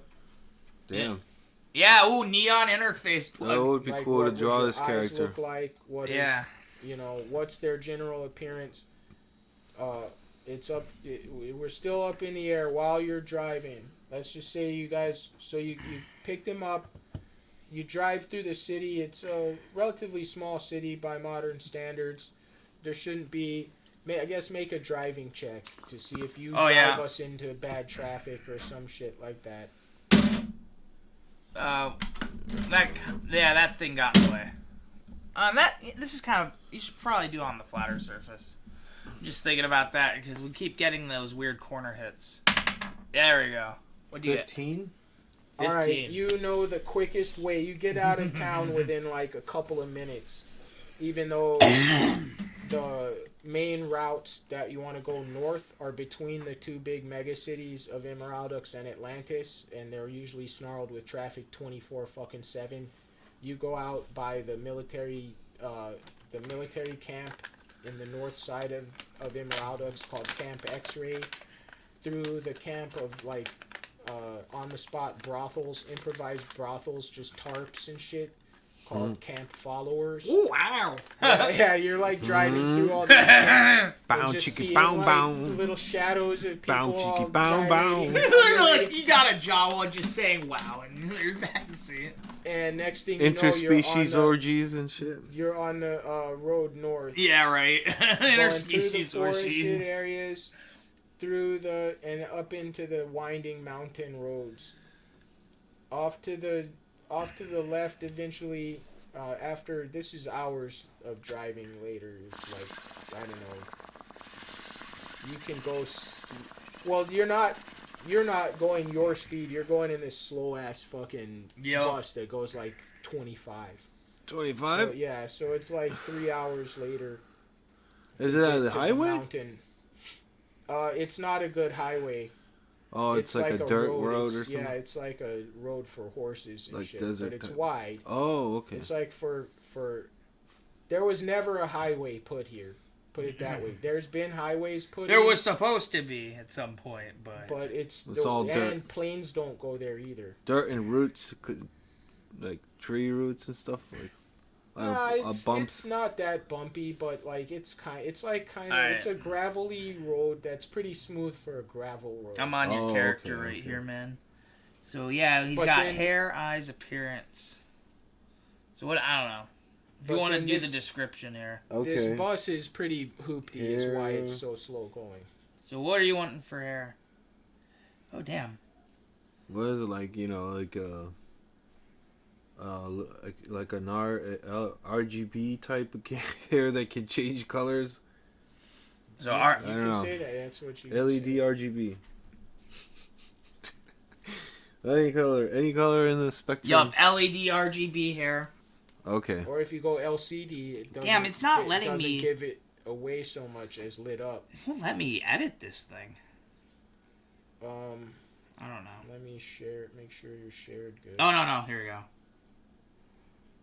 All right, LED RGB. Okay. RGB interface plug. RGB. Interface plug, so it can plug into computers and shit too at the end. Okay. Yeah. Don't. The leave whole that hair shit. system is like a wire. Yeah, Like dude. connections and stuff. Okay. All right, how about your eyes? Eyes, green. Like the Matrix. Or even like screen. RGB glowing. Oh, you can change his Yeah. eyes too. Okay. RG. Or are they like machine part? I always thought they would look like gears and shit in there, myself. But Yeah, he's got the They're glowing like RGB tiny. If you look eyes. at very closely, there's like all these little rotors and stuff like a clock. Our and then all RGB these glowing wheels gears. inside, like- Ooh, that's cool. Yeah. All right, That would appearance. be cool art. Like somebody could draw that. All right, so how do you want to describe your appearance? He kind of looks a little grungy, Cyberpunk grunge. cyberpunk. Yeah, because he's got all the cyberware and stuff. Oh, right. His hair is like a little, Yeah, cyberpunk grunge. and he's got this, the slingshot, I guess, attached to or something. no, or- just a slingshot in Yeah. your pocket. He's just got like a in my slingshot, pocket, man. Yeah, cyberpunk grunge. That's what I'm doing for appearance. Yeah. Cyberpunk He's like- grunge. Blue jeans and a ripped knee kind of thing. Yeah, right. And Converse sneakers, But then he's like all cyborged up. the Chucks. Yeah. There's different fields if you want to populate them. So like after this one that's called campaign, and it says field 5, and that one you can just change to like clothing, or there's a field called gear that you can populate with clothing as well. Yeah. Yeah, I think. Could you have like accessories? Cyber stuff. There's stuff for, and you can pretty much have almost as much of this shit as you want. Interface plug, mecha. Interface plug, just general. Yeah. So you basically have two fucking interface plugs. Even though it looks like you have like shitloads, we're gonna start you out being able to plug into like 2 things at once, where a normal Netrunner can only plug into one. Yeah. You can like plug into a mech if you get like a higher tech vehicle than this fucking school bus, and you find like a mecha that like connects to its driver. You can do that. So yeah, there we go. We And can just still, got a like, description though Plug going into here. another machine and stuff. Yeah. So yup. All right. Wow. How many? It's been an hour and a half. Hour and a half. Shit, we've been an hour and a half, but character generation usually takes about an hour. Yeah. Okay. So Yeah. Plus, we did a prologue. And so- we're starting to play. So yeah, we're not that far off From. track. Oh, we're good. I'm gonna share this on our Facebook. Oh yeah. On Dungeons and Death Machines, and then share it to other pages. Spelunkers From and the... spreadsheets. Do we have a Spelunkers and Spreadsheets page on Facebook? I don't know what all Spelunkers and spreadsheets has weird stuff. You can actually buy stuff from I know. Spelunkers and spreadsheets.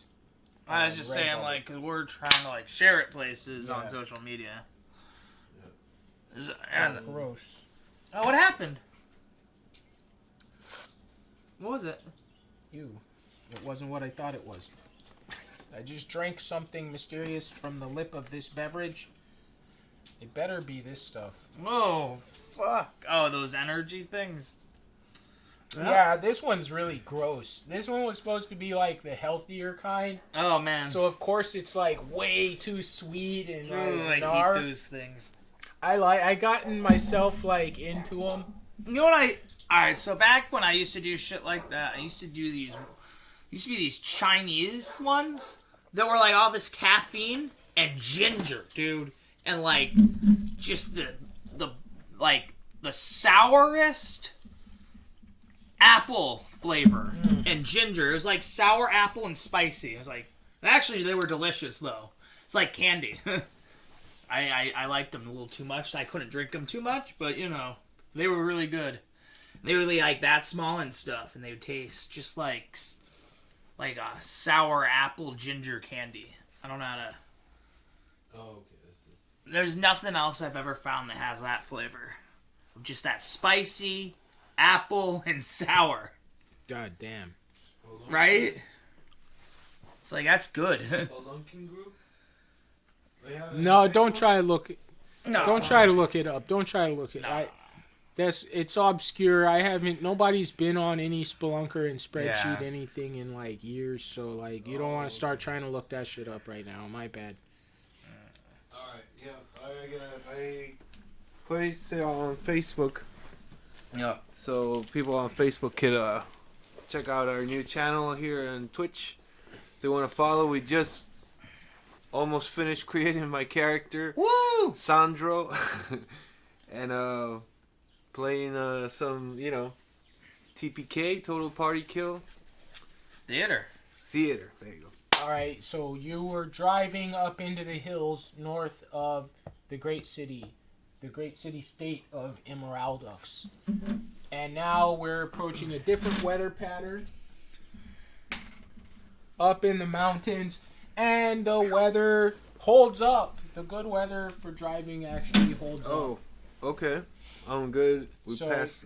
You have plenty visibility, and as you get higher up into the foothills, you start to see this huge, looks like a tree, but it's going up into the clouds.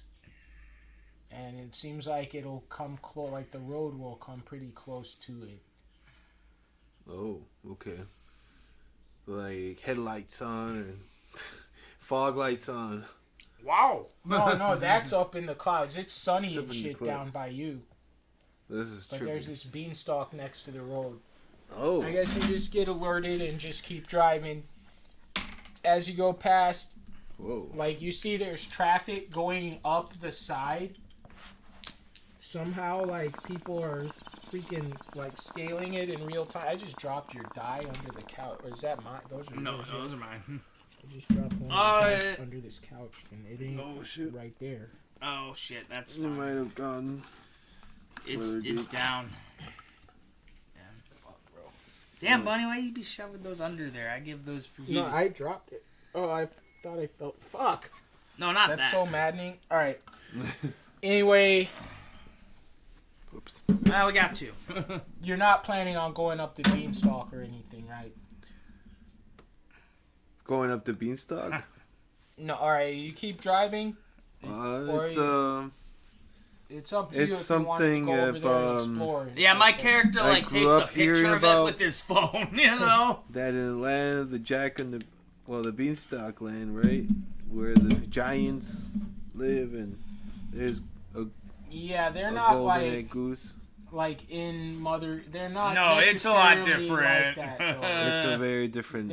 They might not be like Mickey and the Giant. They might not be all Oh. like goofy like that. where Like they Gene couldn't Kelly. Get it together to kill anybody. Like these are giants. They'll rip you in half.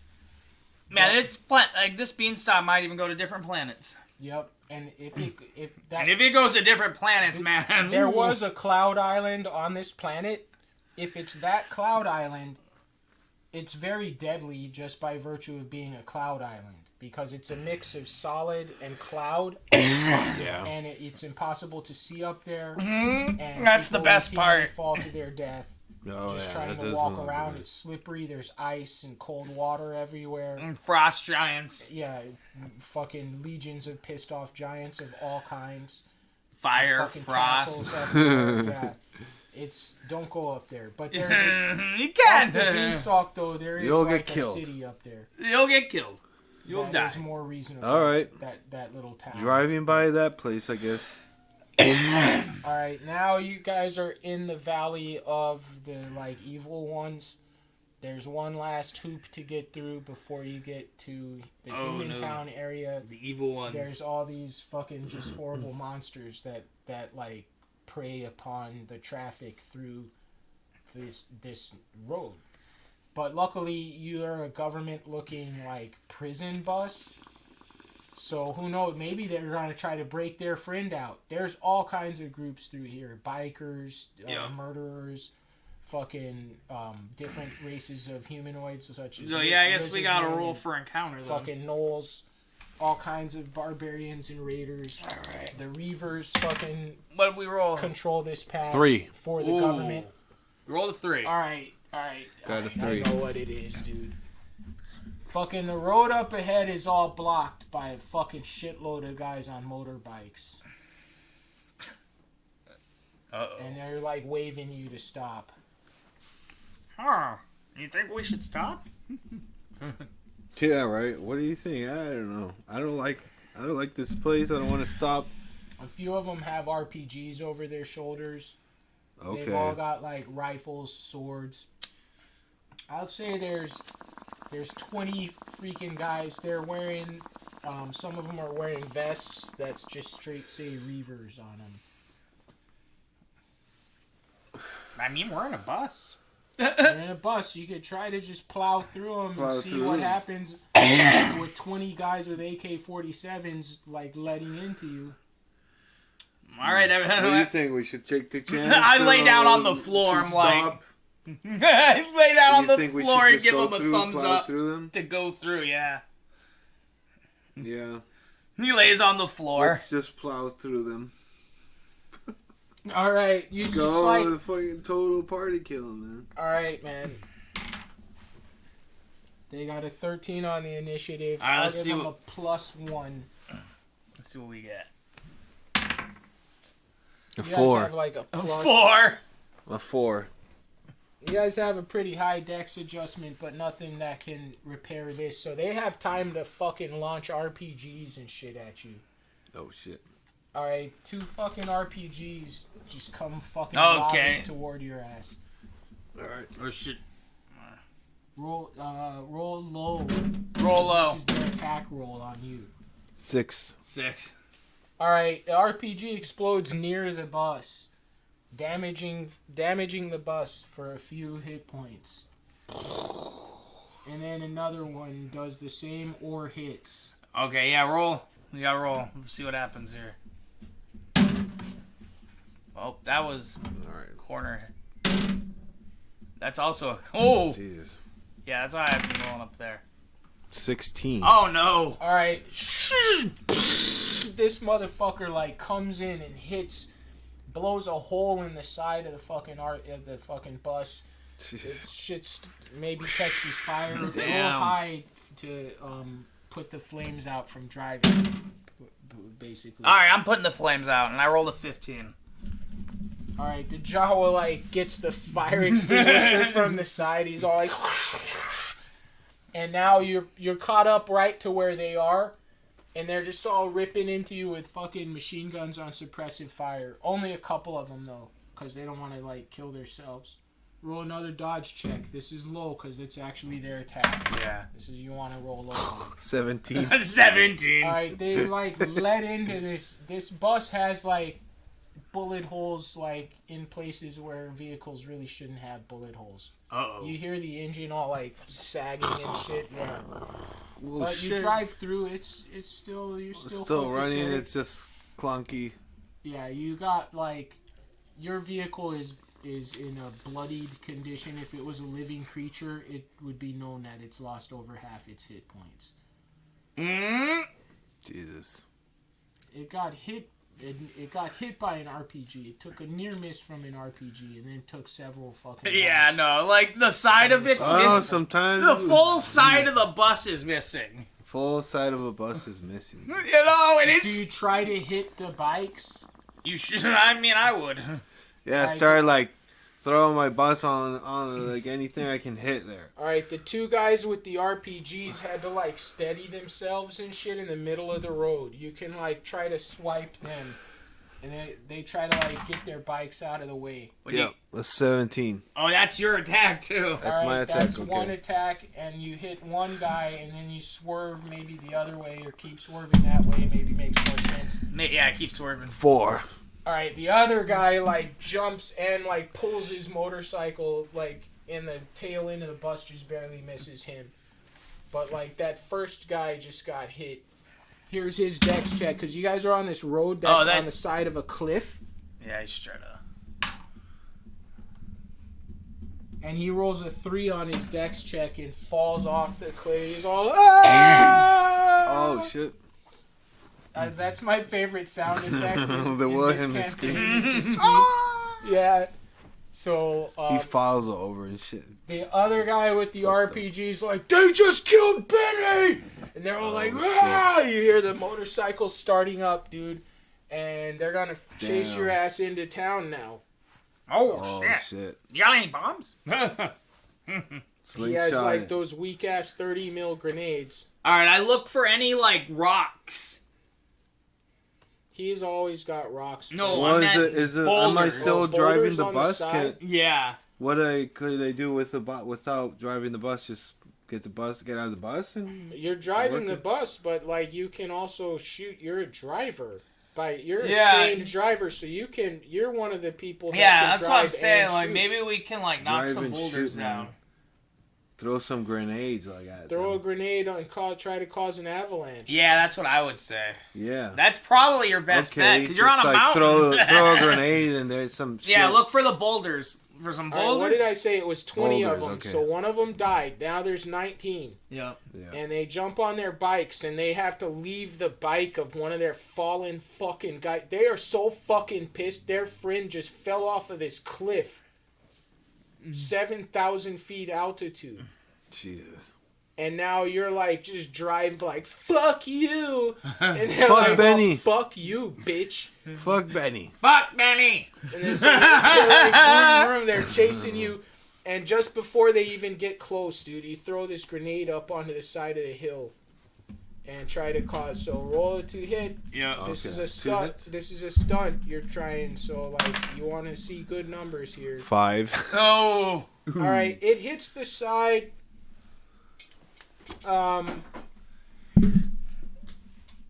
I don't know, man. It just doesn't cause the fucking avalanche. Sorry to tell Okay. you. There's One of the some bombs just. debris falls down. I'll give one of the bikers some trouble. If roll this number, if it's low, one guy gets hit by rocks and probably dies or gets hurt really It's bad. 9.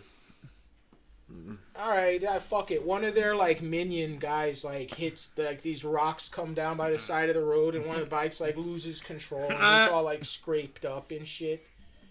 And he's like, "Wait for me!" And they like leave his ass there because they gotta All right. catch you, and they're all And coming. it's yeah, okay. I I'm think trying you to get a drive the whole other car. fucking action. Alright, I'm a. So think I you get an don't- action. Don't you get to throw 2 grenades when you throw Yeah. them by hand? Yeah, So- try again. Oh yeah, I can Yeah. throw another one. All right, yeah.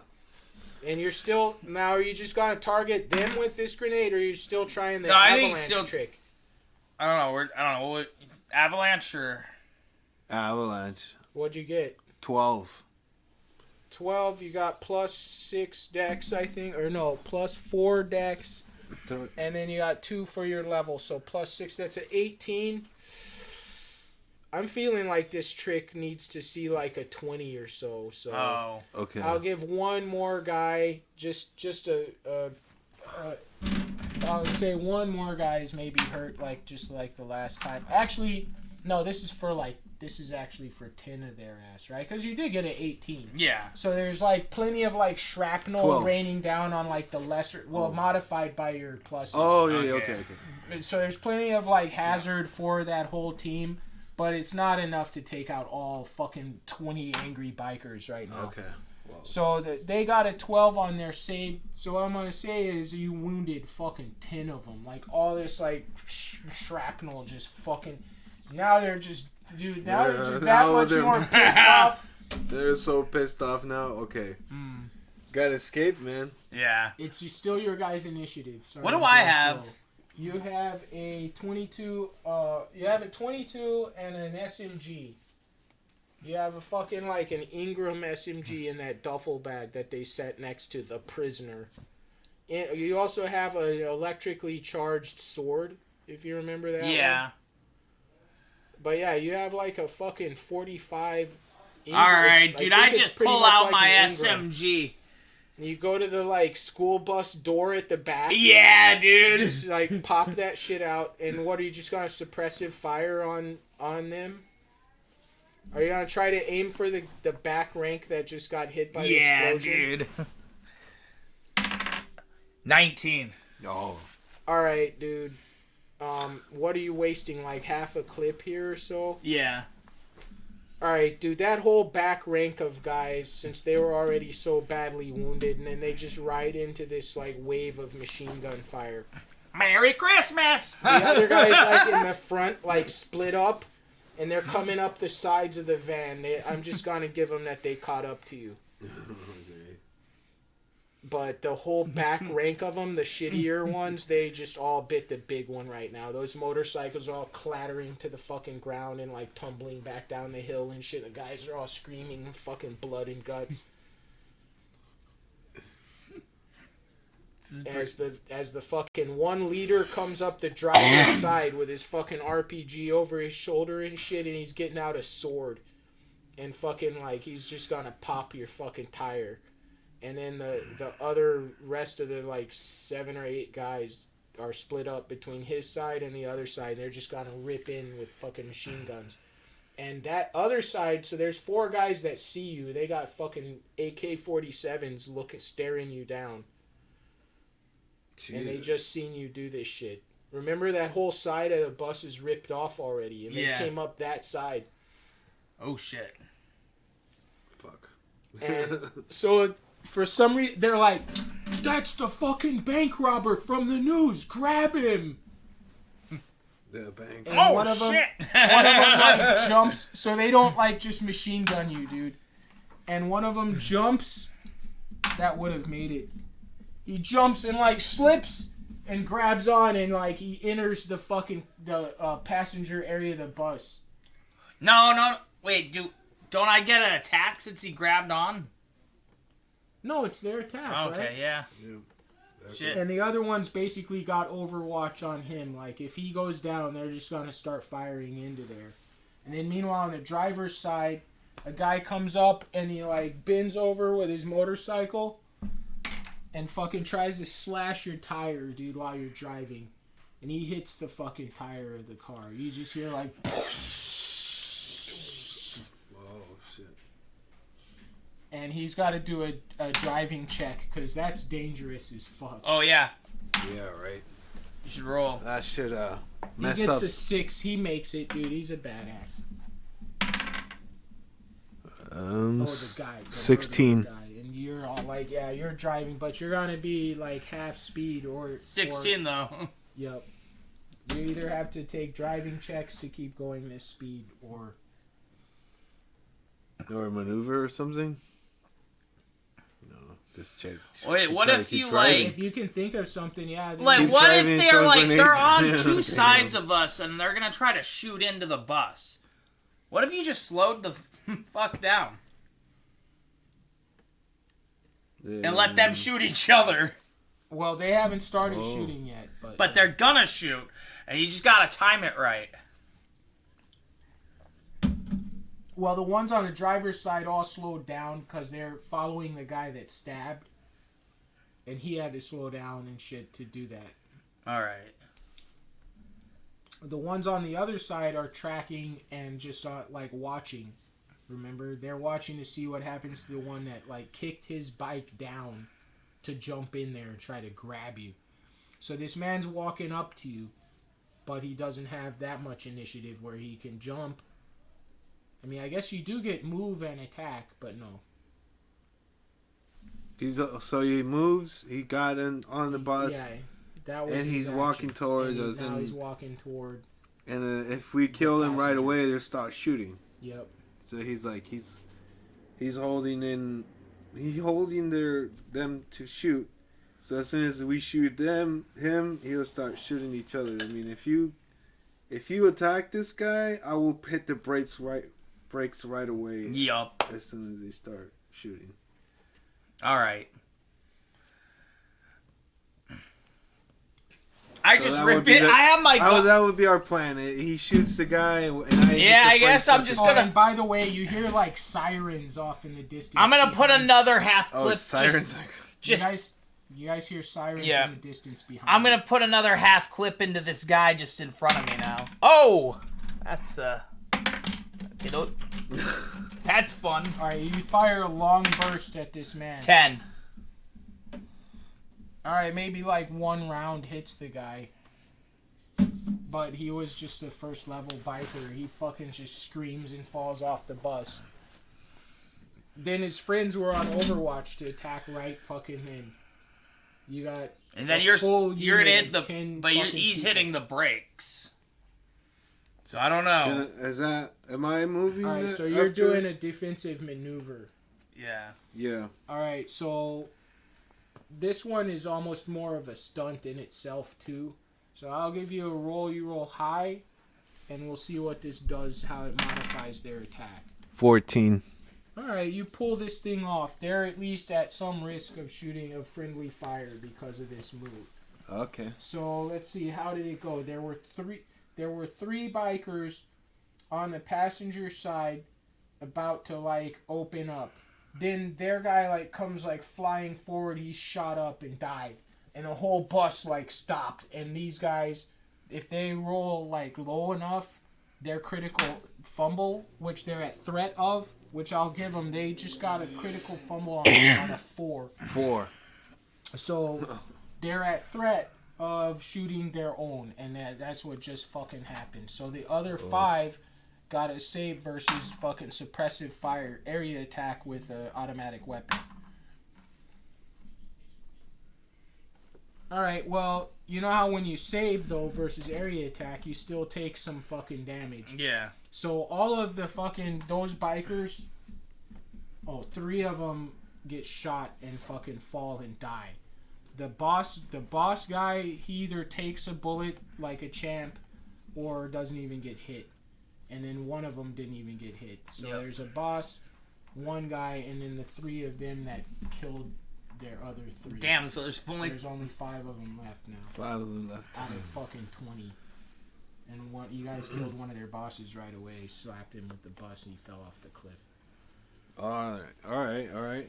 So then, These guys are gonna fucking stop attacking you guys, I think, is... They seem like they're done fighting. They're 3/4 of them fucking died. So the bus is stopped, and they're sitting Did there you like stop it, or just like slow I hit the way brake. down No, and you then slowed keep down. going? slowed down. Okay, I'm slowed down. and then he keeps going. So, like... You could try to ram, like, the boss guy as you do that. So, like, you slowed way down. They, like, shot each other, and they're steering all crazy right now, trying to dodge. You know, it's all crazy. You know, machine gun fire everywhere. And then you could, like, floor it and try to hit Yup. the guy. Yeah. Oh, I guess shit. that's like hit the thing. I mean, I'd like to Breaks throw a and then grenade. floor- and then 13? floor it. Alright, that hits his AC with all your modifiers, because you're doing this with your driving skill, so you get to add your dex and your fucking levels. Oh. It's bad news for that guy. So he's like, boom! The guy with the RPG just gets hit by a bus. He makes a dex check, which he gets a 2, so he goes off the side, just like his fucking brother in arms. And then all those guys that don't have a leader just You'll give him a morale Morale check check. right now. They fail. There, you hear them like, "Let's get the fuck out of here!" And they just like turn around, Damn. and there's like cops coming after them right now, Jesus. and they're running toward the cops. They're running towards the cops. Yeah, God. there's like this. it's funny as fuck. It must not be about them because there's like this huge motorcade of cops coming. And they're all like, help us, like running up to them. And you guys like keep driving but kind of slow so you can watch. and I guess if you want, and Yeah. they're like, help us to these cops, and you see they're coalition military police. It's not like Immoraldux or Thunderhold cops, and they fucking mow them down. There's like this, there's like this limo, and they pop up this heavy machine gun, and they're just like, you see this fucking one dwarf with big ass sunglasses on, and he's all, and they're like, no. A lot of them like fall off the side and shit. Oh, Their shit. motorcycles The horse. burst into flames, and they just like drive over them on their motorcycles and fucking cars and fucking tank looking cars. Like they got like an armored car, motorcycles, and they're fucking coming up after you, but they're slower. You know, Yeah, that's we better ditch this yeah, that's somewhere. Yeah, You they know, just let's seen you hit the kill a gas. bunch of people. we better- gotta get out of there. We we better gotta get just outta like keep here. going. I mean, just keep driving up. Just keep driving up the fucking hill. Get out of the tail. We gotta yeah. drive Get up the hill. and hide this vehicle somewhere and get out. Yeah, yeah. Try to ditch it. All right, you guys go through the windy fucking paths. You gotta ditch It's, this as the thing. day is, as it's getting close to evening, you start seeing sign. A sign says, "Thunderhold Human Town, 5 miles." 5 miles. All right, let's ditch this thing. Are they even behind? How far behind us are they? They're walk- like a and walk mile 5 behind miles? you. They're, Fi- yeah, dude, it's better because if the bus is abandoned and we're not in it, they're looking for the bus. They're not. You know. We ditch the bus right away and walk 5 miles. Hmm. Okay. Hopefully they don't have our description. All right, you guys are gonna do this. You jump out of the bus. Yeah, we Yeah. gonna You set it Get on off the fire bus or before- anything? Yeah, we jump in like throw a grenade in there. or Yeah, basically. let it drive off the cliff or Block the road with it. There's a lot you could do. Block Oh the yeah, road we with could block it. the road with it and throw Burn a it. grenade in it. yeah, okay. Set Just it on blow it fire. out. Block the road with it. Yup.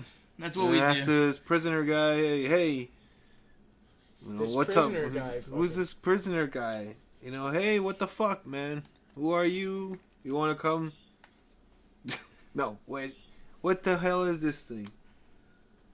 Is he a prisoner? What the What hell's is- going on? You're Secret basically agent. asking Yeah. him. Who are you? Well, well, there's no time much. Like we there's gotta not really ditch much time for that, We honestly. gotta ditch this bus. Yeah, you guys like ditch the bus and start running 5 fucking miles. Yeah, we'll let tell me him. say it's 2 miles. The sign said, all right, just to make it a more realistic amount of running. little That's more- true, because little- like he's a Jawa, he can't even run as fast. Yeah, and Oh. well, they say they can run as fast as humans, can't they? Oh, they cannot. They're gimped on speed.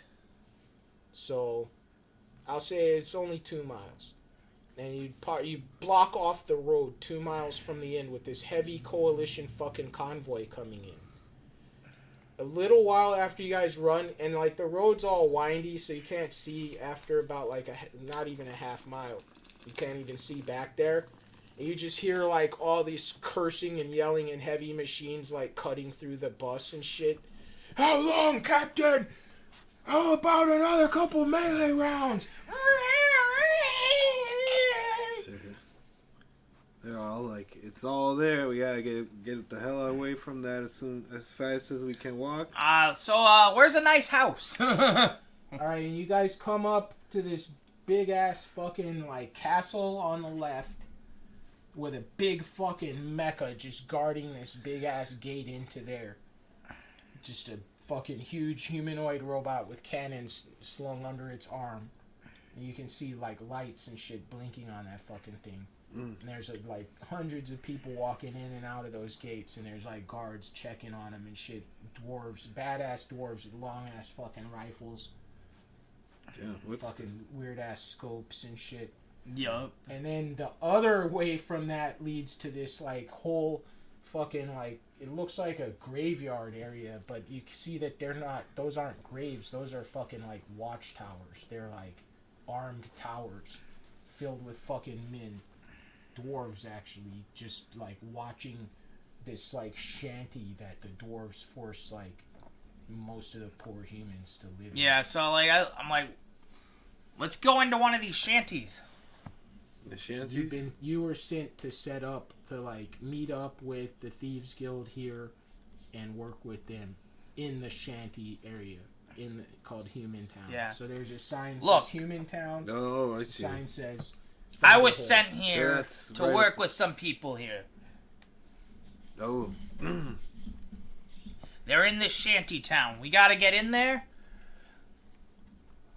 You got And we're gonna run this thieves thing, and we're gonna make money.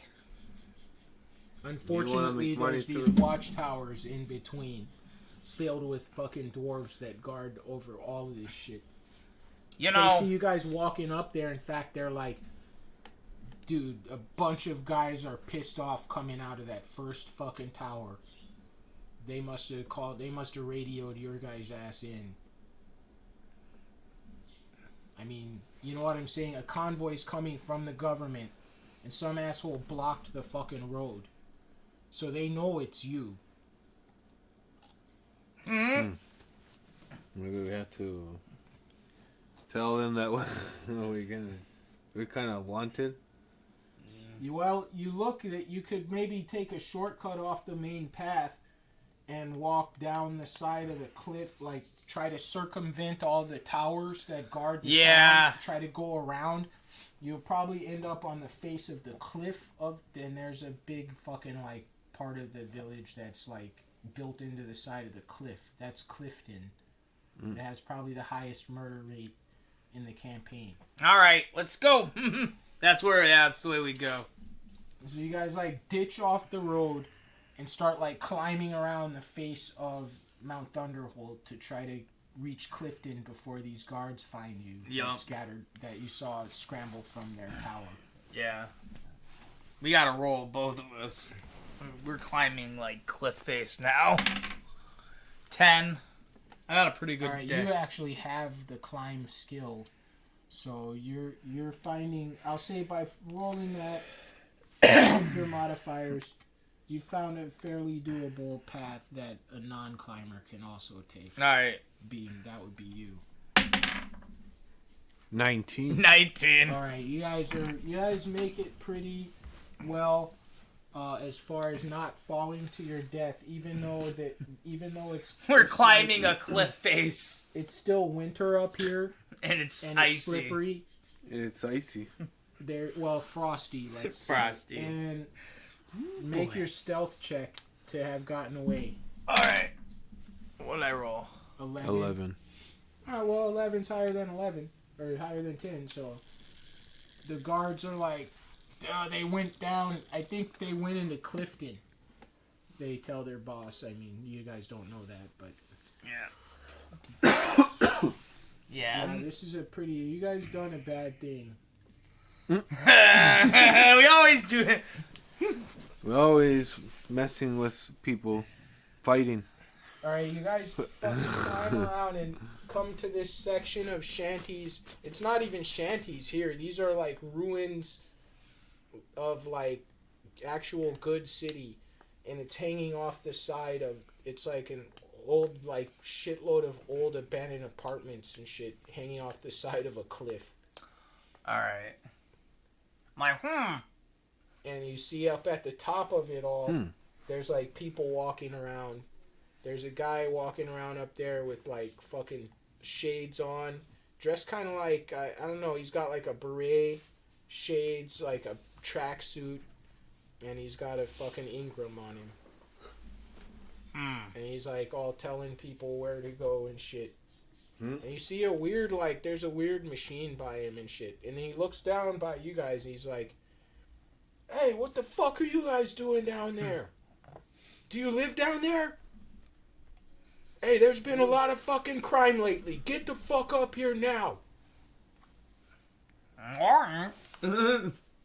Go up There's out like to a him. ladder. Yeah, there's like a ladder up the side of one Yep. of these balconies you can climb up to. All right, yeah, I climb up there. All right, let's go. All right, this guy's fucking got a Ingram in his hands as you guys are climbing up. He's got a bead on you, dude, and he just when you get to your feet at the top of the climb, he nods to this big ass guillotine that's erected next to him. And he's like, next time. And he just looks over in the general direction of that guillotine. What, you gonna cut our heads off? And then he just yells out to everyone, we're hanging the rich! Bring your rich in! Off with their fucking heads! Wow.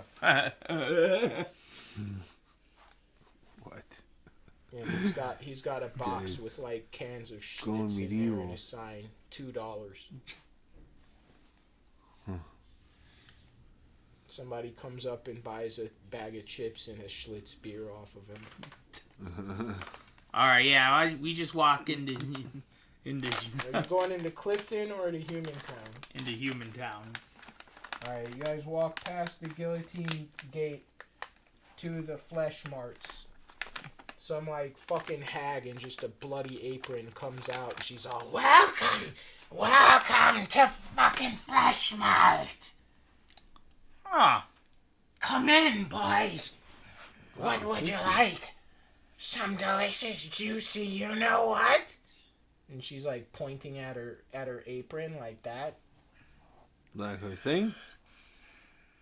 You know, I'm And good. she reaches into the pocket of her apron. You thought she was gonna like pull that shit up like pulling up her skirt. And she reaches in and grabs some flesh out of the pocket. And she's like, fucking here! Have a free sample! And just hands you some meat. Yeah, we just walk away. I was like, oh, thank you. I'm all right. Oh, that's so kind of you. I'll just put it in my pocket because right now I just had like a lot of this rotten fish, like this meat and shit and stuff. So thank you so much. I'll just have a snack later. Thank you. Just like try to avoid her. Like what the hell? She's all, suit yourself! And she like bites into it and there's like a weird snapping sound and shit. And she's got all this blood all over her face. God damn. And then you hear this like bonging of a clock tower. And you look clock up at the end of this block, there's this huge like mechanical clock tower that's all in disarray.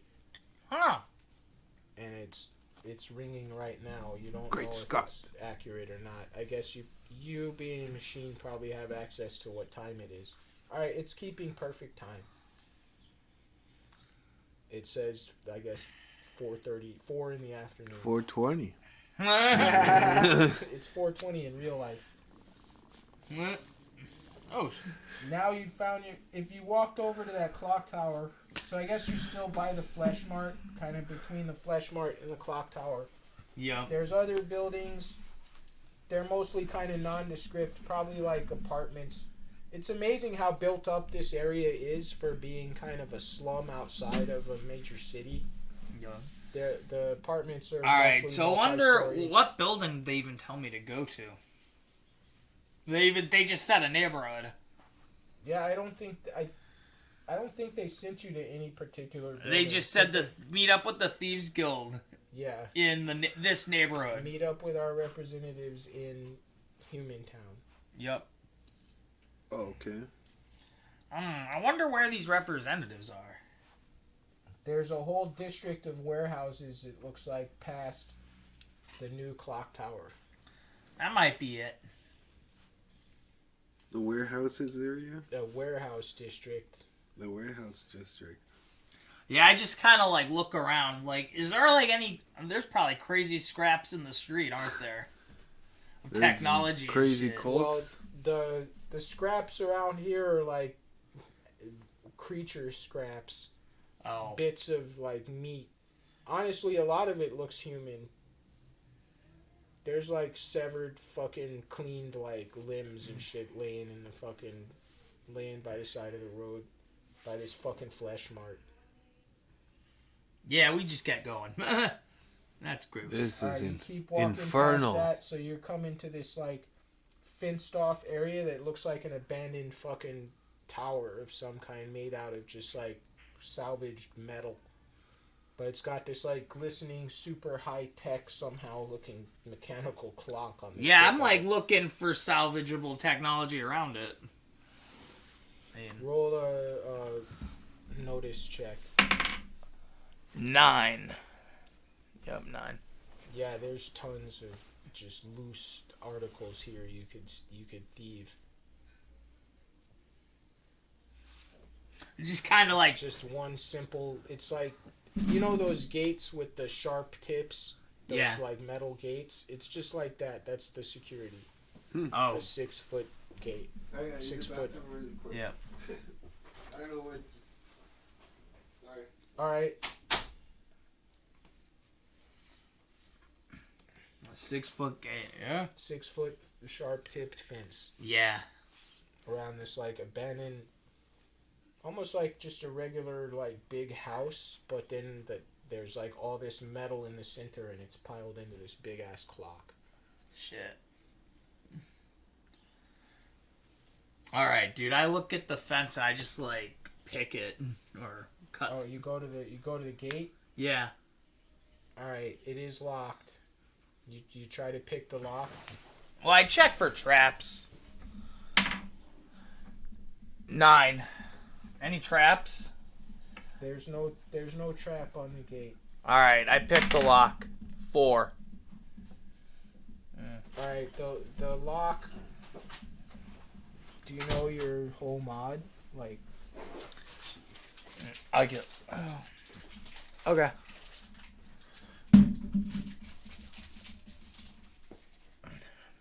all right, your companion has decided to pull off to the side and try to pick a lock to get into a gated off area where he says there's lots of salvage. You got a +5 from your dex and +2 from your classes. So that what did you roll, a 9? 4. A 4 +7 is 11. Some of those outside gate locks are just ridiculous, like a +0 lock. But that's literally, it would have to be like a 0th level lock Damn. for it to succumb to that. I'll say it's just one step over that. So you're like fucking you can keep trying. Alright. But if you fail again, you cannot even try this. 16. All right, you have to fumble with it for like a minute or so, but finally you get the lock open. Yup. All right, there's like piles of like scrap, motors, maybe even robot parts. You can't tell what's all in there. Alright, I just start going through it. All right, do you go inside the fenced off area with him? I'm like, Did we ever figure out a name for your guy? We did, huh? yeah. Sandro. Oh, what's your guy? Sandro and Beazle. Diesel. Beast. Wait outside. Wait outside. Tell me if anyone comes. Right on. All right. Right on. Cool, While you're man. out there doing this, it's starting to get dark. And you're kind of like one of the most favorite things of Tex to do is like scavenge. So you're kind of like spacing out a little bit. Like, look at all of this shit. You identify there's enough here to like build a power suit or maybe even a light mech or a car or something. There's like so much salvage here. You're kind of spacing out a little bit, and you don't really freak out when you fucking start hearing chanting. Uh-oh. Should we build something in this junkyard? Like, Like, I start... he's like building a power suit. Roll your guys. He's surprise. seriously building a power Making- suit while there's chanting going on. 4. Yeah, you're gonna be surprised by these motherfuckers. Sandro gets a chance to see, but actually Sandro said he was looking outside, Yeah. so you need really high to detect that Alright, you gotta roll. these fucking like cloaked fucking cultists came out. 20. 20. All right, you like get a bad feeling and you turn and look, and you're just in time to see like 4 fucking guys in like cloaks and shit like sneaking up behind your friend. They're gonna fucking like totally put a big ass cloth bag over him. Oh shit. He's like got all these machine parts, and he's like what could I make from this? He didn't really start building anything yet, but he like stole all this shit into a pile, and he's like trying to decide what to take and what he could make with it and what he could sell it for and shit or whatever, you know. Yeah. He's like messing with this shit here, and they're walking up behind him. Oh shit. And they don't see you. Now, so But I they're can totally I can about try to, to. like, you can tell they're about to fuck. Yeah, but like a grenade will hit all of them. Yeah. What if I just use a rock? You could get one of them. One of them, but how many of them? There's fucking 4 of them. You do get 2 shots with a slingshot. I mean, maybe if best case scenario, you take out 2, and then he snaps out of not, being surprised. Distraction. Yeah. Maybe I can Oh, what if you distracted all of them? But these distract motherfuckers them and then seem throw. very they're very single-minded. You know what I mean? They usually chant. Oh. They're not chanting right now. All right, These they're trying to- they're trying to sneak up, but there's chanting coming from the fucking house, and he doesn't even notice. Because it also sounds like it's maybe coming from the town or something, but it's coming from the house at the base I of this clock just tower. shout out to what was his name? Breast. What was his name? Beazle. Beazle. Breast- Beazle. You shout out Beazle. All right, fair enough. Behind you. That gives him an Behind initiative. you, Beazle! 12.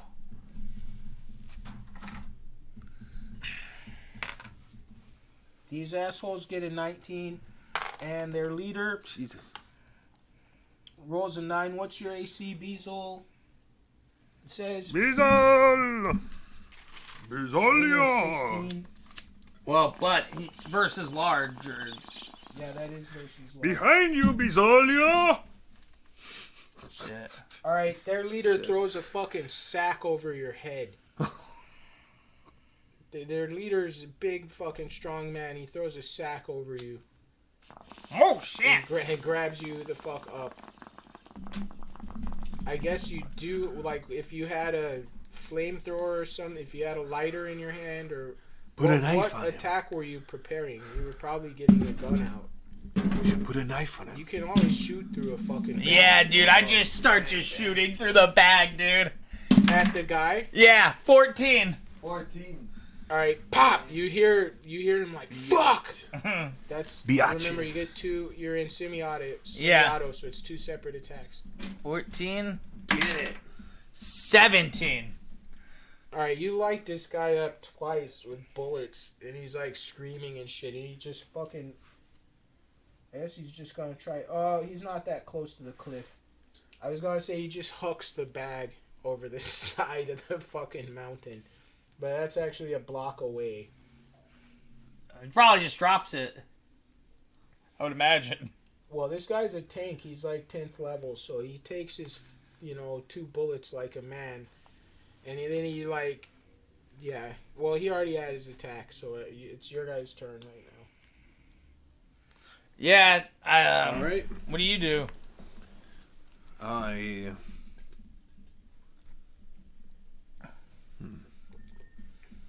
have to attack them, but you're super close to them, right? Yeah.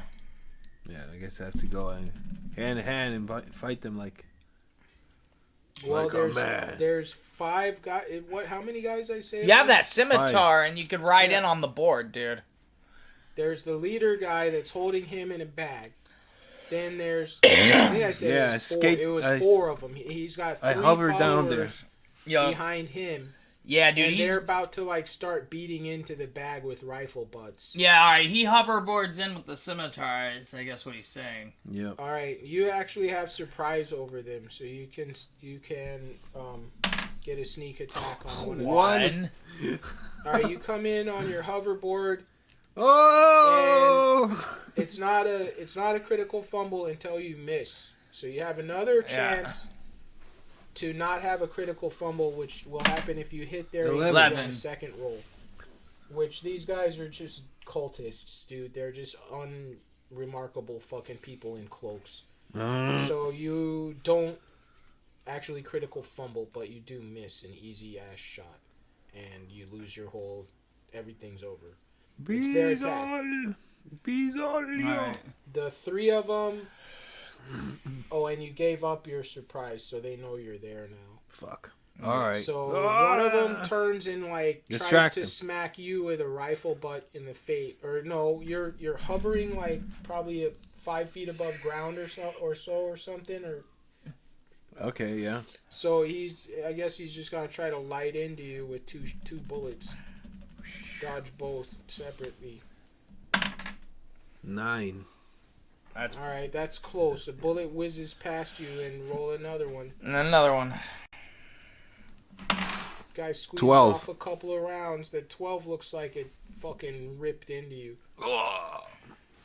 But you're half machine, so it's not that much. But for I have you. to fake that I feel the pain because I. You do feel the pain. You Oh, have yeah. flesh. Okay. Surrounding No, your I faked machine. that I'm afraid. Yeah, Pretending that I'm afraid. the pretender. The pretender. Oh no, you hit me. Oh no, I got shot. Which, meanwhile, they hit the bag that you're in. You're an unarmed. You're like immobile opponent. So like they just have to not roll ones. You're like armor class fucking 2. They just beat the shit out of me.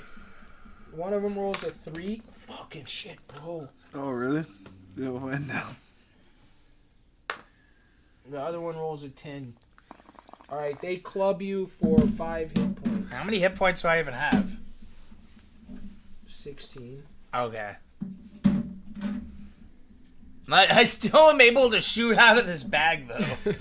That's the fucked up part. I just start firing out of the bag towards where those rifle butts hit me.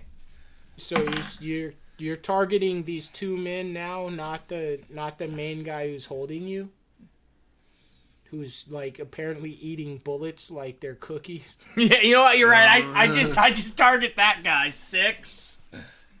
All right, a bullet just flies off into the crowd. And a 1. And I got a 16, so it's not a critical fumble.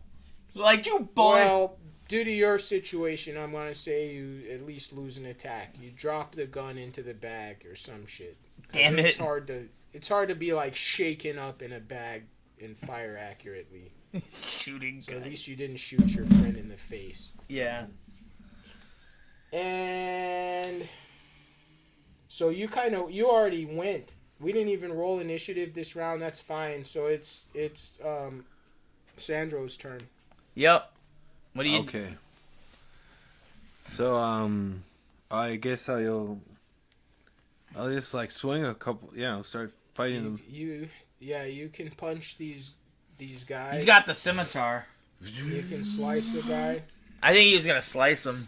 Yeah. Slice it. 12. Here comes a 12. All right. How many attacks does he got? 1 or 2? This. Just 1 in melee. Okay. Not sponsored yet. So that got one of the 3 followers just falls to the ground, sliced with a scimitar, and that concludes your guys' attack. So the leader guy pulls out this long, just wicked dagger. And he's like, "In the name of Tarang, the Timekeeper, I give your soul to Kronos," and stabs into the bag. Fuck. 15. He gets you good, dude. You take fucking full damage plus strength. 9 hit points. I didn't get that guy, right? I was too far from No, him. that was the leader guy. He was There's holding 2 me. guys between. He was holding you in another. Yeah, okay. Now the 2 guys turn around and attack you. They got rifles. They just Oh. like start fucking shooting. You're gonna have to dodge 4 fucking rifle bullets right now. Yep. Well. 7. That's there. Alright, you dodge 1. Yeah. You want to roll low. Oh, 15. 15. Somebody hits Pop! They pop you in the fucking head or somewhere in your body with a good size assault weapon bullet. Ow. 19. That they got you twice now. You still had to dodge one more. Alright, one more, yep. Trying to roll low 12. dodge. Alright, you have a really good armor class. I'm gonna say that you fucking dodge on that. So you take about 18 hit points. Ow. But you had 39. Ouch. Oof. You've had 27. Hey, my character's almost dead. Yeah, we're coming to the end here, it looks like, if you guys don't figure some shit out. This is... You have a sharp weapon. You could have cut yourself out. That's true. Oh, dude, I pull I out. haven't launched any grenades. You're in hand-to-hand. You don't want to use grenades in this fight. Alright, I pull out my, my freaking electro machete and I cut my... I cut towards the guy. Also, Sandro, I think is like... Oh, I walking- rolled a 20. I think you're walking now, right? Because I have you Yeah. as being in hand-to-hand. Alright, you slice your way out of the bag with a critical success. I'll give you another attack. Well, I was slicing towards the guy who was holding me in the bag. Alright, like, you get a... You get a... Well, confirm if it's a critical, then. Okay. You get a natural 20, so you hit him. And then I rolled a 10 to confirm a crit. I don't know. Yeah, this guy's supposed to have a pretty good armor class, but he, like, didn't wear all this crazy-ass armor. So I'm gonna say you hit. So, And it's or you got a critical success. You fucking sliced the guy's arm off, dude. And it's all cauterized because of the electricity. Yup. And he just screams and runs off as his hand, like, spurts blood everywhere from that side of it. And the other two guys that were there, they're like, no, they're like looking at you guys like, no, no. They have rifles drawn on you and they try to retreat back into the bowels of this ramshackle house. Alright, I just throw all that shit in the sack and I dip with it. Oh, all the salvage? Yeah. Alright, you have, I guess I'll call it 10 salvage points. So you Nice. can build something out of. And you guys just leave from this fucking- Yeah. Yeah. Ah. Need to Alright. get some health up. You Jesus. guys fucking escape That holes in my head, man. from this this ramshackle. Dude, I look at house the with an holes in his improvised head and I clock probably tower. realize that he's a machine and that I can fix him. Roll. This is, I guess he finds out 10. I'm a robot. Yeah, I'll say because of your great knowledge of technology and stuff. Like, it's not obvious. Most people would look at him and think, oh, that's a wounded human. But Yeah. I'm a robot. Alright. I don't like people knowing about it Yup. because it freaks them out. People cannot. alright, some fucking guy in a cloak, like, runs up. Like, you guys came running out of that, like, yard. Some guy in a cloak runs up. He's like, quick, this way. Yup. We go with. I'm like, alright. Thieves. We go with them. And they take you to these ramshackle warehouses nearby and bring you into a darkened fucking room. Roll. This is just a luck roll. Either it's the good guys or the bad. Ah, fuck, I rolled a 2. It's not the good guys. That's bad. All right, they're like, It's the bad put guys. all your weapons down. They're like, it's normal. Like, you would have had to if it was your own guys too. So Yeah. they get your weapons from you. Fuck. And then they're like, My slingshot. you just have to give them a slingshot. All right, they search you a lot, dude. They're like, no way is a slingshot all this fucking guy has. And I guess you're not keystream those grenades, so they find those too. Oh, and what is the other thing? My sword. Oh yeah, definitely got to give him the sword. So you give him your guns and your My sword. your My grenades. All right, they tie you to a fucking chair. There's like 20 guys in this room. None of them are particularly buff or even smart or anything. and they're like waiting around. You can tell they're waiting for their boss to come in and figure out what to do with you. Finally, this fucking like one-legged dwarf fucking like comes into the room with his heavy stride on this like peg leg, and they're like, "Yeah, boss. These guys were fighting the clockmen. Oh, enemies of the cult, eh?" Of course. "Well, this is very good. Did you have anything to do with the attack on the vice president this afternoon?" Vice president? "Yeah, Direlands the dwarf. Maybe you've heard of him? He was scheduled for a diplomatic visit today. Some assholes tried to drop a flaming bus or something on him." Oh, Alright, here, roll a, like, lie check. yeah, right?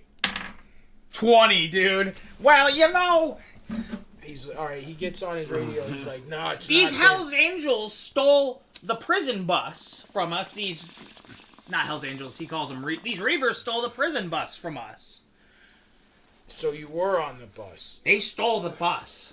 Those Reavers. He's like, "I gotta correct that. I said it wasn't them, but they were on the bus." And they're like, I see. Well, thanks so much." They stole the bus from us. Yeah, well, Well, I rolled a 20, too, so this guy actually believes this shit. yeah, but the problem is, like, you were on the bus. Oh, fuck. You know what I'm saying? They're not gonna let you go. Like, you had something to do with it. You know about it. These guys are not cops. You know what I mean? They're not like, "Oh, they didn't do it, so we can't do anything fuck. to them." They're like, "Oh, they know something about it. We'll Yeah. just keep them forever, just Just to blow our find cover." anything out." Shit, I didn't realize... But it's But they were, like, talking about Direlands. I thought they were from the government. That doesn't make... Well, wouldn't assassinating a government official be official guild business? So Look, they we don't... have to regulate that type of shit. Look, we don't know who took the bus. We know they took it. That's all we know. took it. All right. Should I just go back on this and let you not have said you were Yeah, on because I it? did roll a 20. That's kind of weird. Rewind. Well, because, you know, what you say kind of trumps the dice roll. Oh, fuck. All right, lying, yeah. On, like, lying checks. Well, yeah, I didn't realize. I thought they were from the government. That's why. All right. Kind of gave me that Because you got impression. a 20. If you re-roll that and it's a critical success, you can get out of the fact that you may have blabbed and said you were on it. blew 11. Fine, it's better than 11. So You better blew than my 10. cover. All right, fine. So you tell them you were just passengers on there or whatever, Yeah. whatever it is, and they buy it. They're like, "Okay, fine." Prisoner guys. Yeah, we were just prisoners. Look, we were just prisoners. They were taking us to a different place, and the bus Then got stolen. What was your crime? What's your prisoner number? What's your case number? All right, yeah, I just make up a bunch of numbers. All right, they get out like their little police computers and shit they have and start And I typing just- that shit in there. They're like starting to get very angry. There's no fucking record of any of this. There's no record of whatever the fuck you are in any of the... Actually, there's a crime report from several days ago of one of your kind robbing a bank. That would be me. So Maybe I remembered are my you numbers Are wrong. you with the Hounds? You're both with the Hounds. We didn't say that. What are you, Black Rabbits? Dead Presidents? Oh yeah, I guess is the Hounds Thieves Guild who I'm Black with? rabbits. Yeah. What are you guys fucking... Yes, Cool. I'm part of the Thieves Guild. You The got me. Hounds. And you?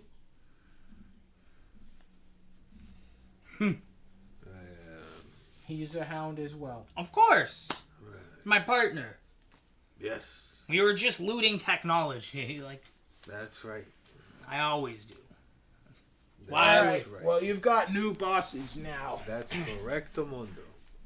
You got some making up to do around here because we're basically saving your life. You got it? All right. What do you Yeah. need? We need muscle. All right. The vice president's in town, and they've called on us to help with something. I see.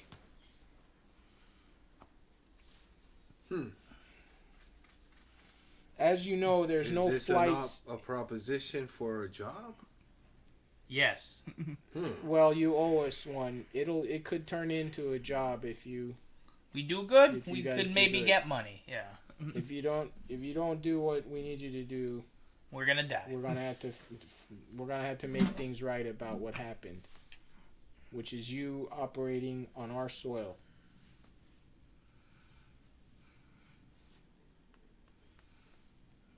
All right. Let's do. What's this? What favors do we thought we talking about? What kind of favors here? A few hours from now, there's an illegal ship. You know how there's no flights here? Mm-hmm. Well, there are flights to Clifton, and they'll Sweet. be bringing in some weapons. All right. And I'm not at liberty to discuss that part. But we need somebody to pilot the ship. All right. Now, I see you full of cyberware, so I think you can probably drive a ship.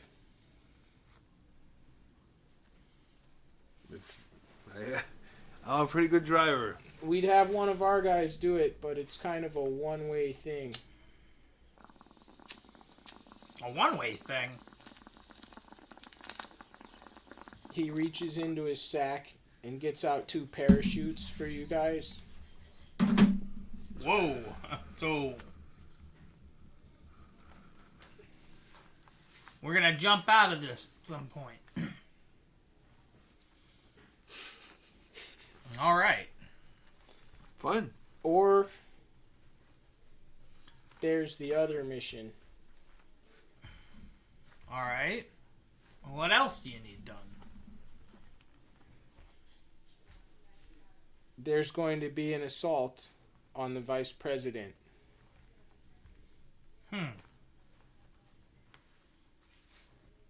So I'll leave it up to you.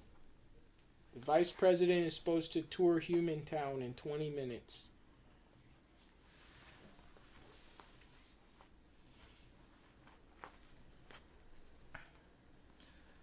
It might not be as bad as bringing the ship into Camp X-Ray.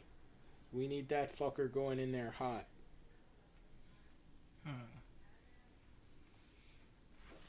What do you think? I mean, we're quite injured. Oh, of course.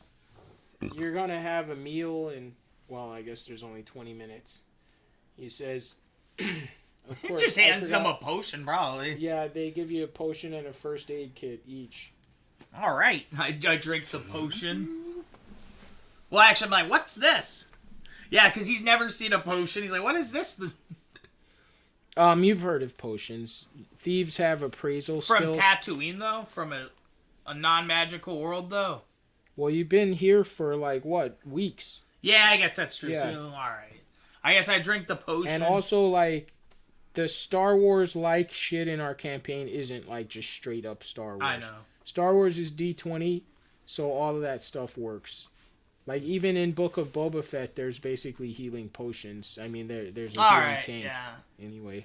So, yeah, I guess I drink the healing potion. And Alright, you can either roll 4d8 for total healing, or just take 18. I'll take 18. Alright, so Sandro is still wounded by 9 hit points from that level of healing. And Beazle has all their wounds cleared. Yep. Beazle. Alright, so it's up to you. Are you guys gonna participate in the hit or the like sabotage flight? I say we do this hit. Yeah. I say we do this. All right. They start like filling you up on like propaganda reels about Direlands. He's this evil like demon worshipping dwarf that has like participated in like deals with devils and demons back when the Outlands were ruled by the fucking devils and demons, Mephistopheles and Pazuzu. No, not Mephistopheles. Pazuzu and what's his name? Moloch. Moloch, yeah. Moloch. He was part of all of that. He Yeah. sold out the dwarves to the devils. Back before that, he was a fucking evil bastard. He's not from here. He's not part of these dwarves. He's not part of their civilization. These guys are humans, but you can tell they're like some of those organized crime that actually helps the government type ones. Yeah. So, which has a long roots in this town. There's some factions of those that are like straight up like non-helpful to the fucking dwarven regime. They were put in there. There's like coalition organized crime that was put in there by this guy called Pixie Masher. Yeah. They're not those. These are like the humans that work for the dwarves. Yeah. But why the fuck are they having you kill Direlands? And it's like, oh, okay, it does make sense. Because they just laid it out. He's an asshole fucking murderer. Yup. Shit. Now, it's interesting they're not telling you what kind of dangerous shit is he capable of. He's a powerful fucking wizard, supposedly. They're not telling you about, it's kind of glaring. Like, you guys have heard enough about, like, assassins and You know hit what? jobs. I didn't realize you weren't gonna mention any of the magic that this man possesses. You know, I feel like the air mission might be a lot safer. Yeah, coming in, maybe under enemy fire. We got parachutes. We're not... We're gonna fight an epic level mage. He's nowhere near epic. He's not even a regional governor. He's still very He can high level. He's a dangerous wizard, it's true, but he will not survive a critical hit with a firearm to the skull. We can arm you with whatever you need. We've got disintegrators up to Mark 8.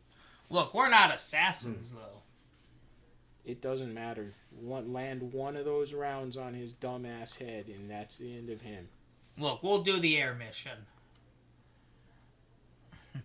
Suit yourselves.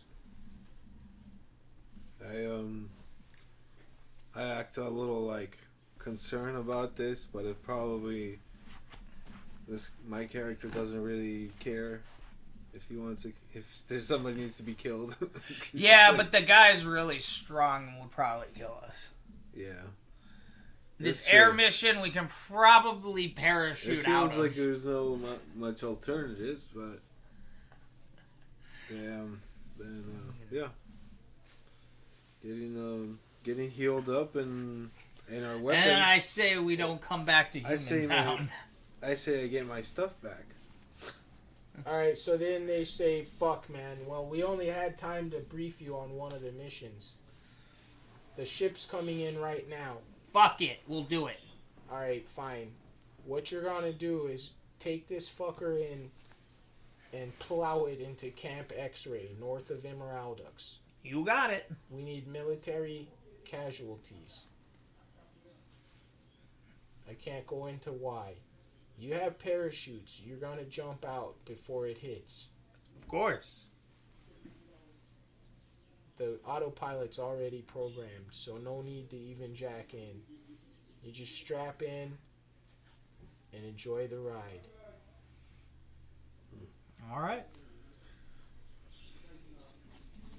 Yup. Alright, he's like, you guys Piece have of cake. You guys have to go to the You guys had to go to the landing site, the crater. Yeah. All right. So at the top of Clifton, where like the buildings all fell off, there's like a crater on top, and that's like their landing strip. And it's all illegal. So fucking like you hear like machine guns and shit opening up, and a fucking air raid siren going off because no one's supposed to fly into town. Yeah. And you hear like the noise of rockets fucking as some shit is landing on the side of the cliff, basically. And they run you guys a couple blocks over. And you see all the like light and debris of this ship fucking landing there. And all these like murderous looking guys, fucking eye patches, you know, armor, little cyber bits on their faces and shit. They come out with fucking like all of them with guns and fucking knives and shit. And they like look around and like smell in the air. And they're like, yeah. Mm-hmm. And that boss guy that fucking roped you guys into this, he like high fives them. And he kind of points at you guys and like nods and gestures you guys to go in that ship. Yup. All right, we go in. Alright, everyone like stares at you fucking guys as you guys go in there. And then the autopilot's like, autopilot engaged. And just starts flying fucking off the side of that cliff. You know, I do suggest you jack in and... You know, I haven't checked the weather. Dude, I told him he should jack in, though, to check what's going on with this Roll a shit. 20-sided just on weather conditions Yeah. here. All right, let's see. Weather what's conditions going. and Because you... it's night, so it's cold and probably windy. 9. Bad. Alright, it's windy Do you jack in? and dangerous. You You're jack looking at all the controls. 20. 20. Alright, that allowed you to find the interface plugs because they like disabled all the fucking interface plugs. So like you basically like That's weird. you route around it. All right. So, Routing around. did they just give us this whole ship? No, you're stealing it. No, I'm just saying, but they, like, just put us in They this... put you in this ship with the ship programmed to crash into Emeralda. Yup. You know, I say we just take this thing. Now you just We're just gonna straight jack it. Well, so what you done now is you found a jack, like an internal jack you can plug into, I'll say. You Yup. like busted something open and found one. All right. Because they fucking had like soldered them shut. All the normal fucking hardware. But you found a way to jack in. Doesn't mean you have control yet. It's still like hurtling toward Emerald. All right. You That's gotta hard get to control, though. You gotta get control of this. We're stealing it. Screw these guys. So, Screw these guys. to gain control, I would have to access really like the whole board, or You Just have roll. to just do a hack check. You have minimal Hacking- abilities for hacking mecha. hacking system And begins. And he's an ace. Yeah. 3. Oof. All right, you're not Hacking- gaining control hack- over try the to system. hack. It's access denied. All right, I try to help And him. then the autopilot has to not have trouble flying in this fucking. Then I storm. try to help him because I'm. Here's the piloting check of the autopilot. Oh. All right, I'll do that first. 9. All right, it like almost brushes into the side of the cliff All right, and then I'm gonna roll to help him. as the strong icy. All right, I winds rolled fucking an 8. pummel the craft. All right, you try to jack in. Well, I'm not trying to jack. I'm trying to help him jack in. He's physically plugged in. Yeah. Do you have some way to join with his interface? Because like only I have he my sees phone. that. All right, so you pull up this. I guess he would have to share that stuff with you, though. Yeah. You open up a. Well, I guess I could even just access the ship and try to like. All right. Well, all right. On an 8, you got started on that, but you haven't gotten access either. All right. You're basically trying to like hack their wireless network from your phone, Yup.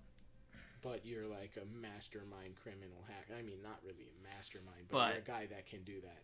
You All can right. you could totally go into a government facility and do some shit like that, for that matter. All right. We gotta keep trying. Yeah, you got to keep trying. Alright. The ship's gathering speed. I roll again. It's capable of going hundreds. 11. If You not got thousands of miles 11. an hour. And I'm gonna roll because I'm trying to like assist in taking control. I rolled a 5. You rolled 11. I rolled a 5. I don't know. All right. You are steps away from gaining control over this craft. You've found your way in this like virtual security system.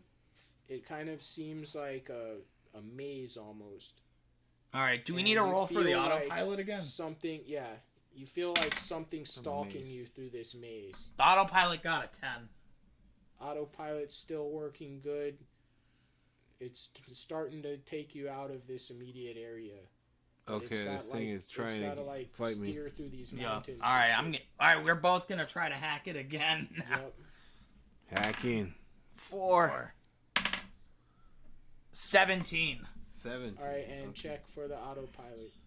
All right, while you guys spend another few minutes. 11. I got a 17 though. Beazle finally, the autopilot got an 11 and Yeah. doesn't crash, and then Beazle finally like helps you, like he opens like the last like door of that maze remotely, Yup. and you can step through it and turn around and close it just as this like horrible like digital hound like is right upon you. Yeah. Awesome. Like Indiana Jones, like I barely make it through the door. Barely make it in there, and now like you can like sit in the virtual command chair and steer this thing like a normal person, but only Okay. in cyberspace. So In like you're cyberspace. like standing there normally, but in your head you imagine yourself fucking like holding the controls and shit. Yup. Mm. All right. So we've gained control. Yeah, so All now right. it's on you to not crash. All right. Let's get it on the course. What do we? I say we don't go to Emeraldix. I say we just keep going. Keep going west. Going west? Okay. All right, check your controls. Just My keep control. going west. This is the last piloting check before you get 20. out of this weather system. 20. All right, you guys Roll like 20. narrowly missed the big ass beanstalks and the big ass like floating cloud island, and you pull out into clear skies more to the west. You're probably in the eastern reaches of this country called the Presidency, controlled by, it's part of the coalition and has like jets and mecha and even worse archmages just fucking flying around. Yup. But you're like, We I gotta guess jump you're out of wondering this if you plane. got No, away. we stole it. We don't have to jump out But now. they're gonna track the plane and they're gonna follow us. Well, Do yeah. you check the plane for like? Yeah, stuff? dude, I start checking this whole thing for Oh. trackers, dude. Trackers. We need to get trackers out of our. All right, I just rolled a 12. All right. You find a tracker, and it's connected to a bomb, and it's connected to a fucking communication device, and they're like, "That's right, you little assholes. You get that fucking thing back on track. You're taking out Camp X-Ray, or we're taking you out now." All right, I have him turn around. Like, all right, turn around. Okay. The bomb is like hardwired offline. And you have to physically disable it, and this part of the triggering does have to do with the online. Like it can be triggered online, but it's a physical bomb that's All right, most dude. of whose circuitry is offline. So I just began working on like disconnecting all this shit. And I rolled a 13. All right, that's just the initiative. They're gonna straight press the fucking button right now. So if you roll over 13 with their modifiers versus yours, then they press the button. All right. Let's see what is that? 2. Fuck.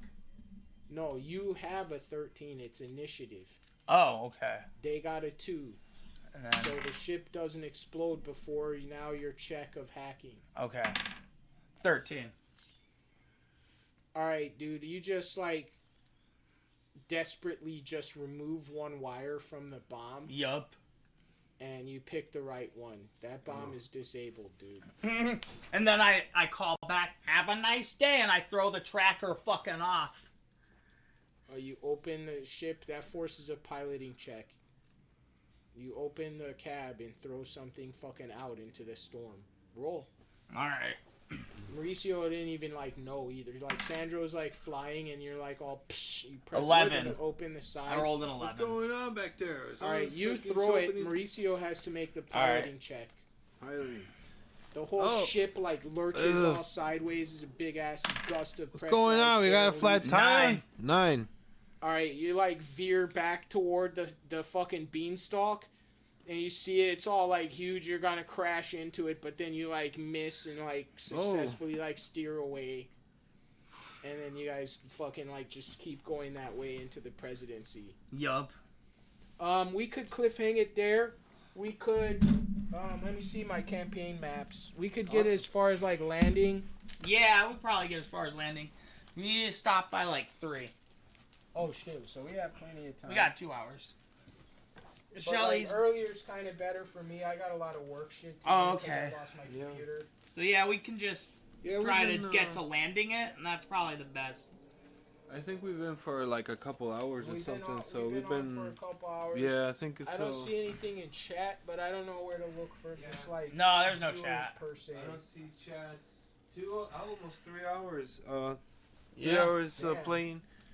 No chat though, but you know this is our first Yeah. broadcast on Twitch, so you know I guess we'll see how it goes and try to do this more frequently, and also add into the Twitch.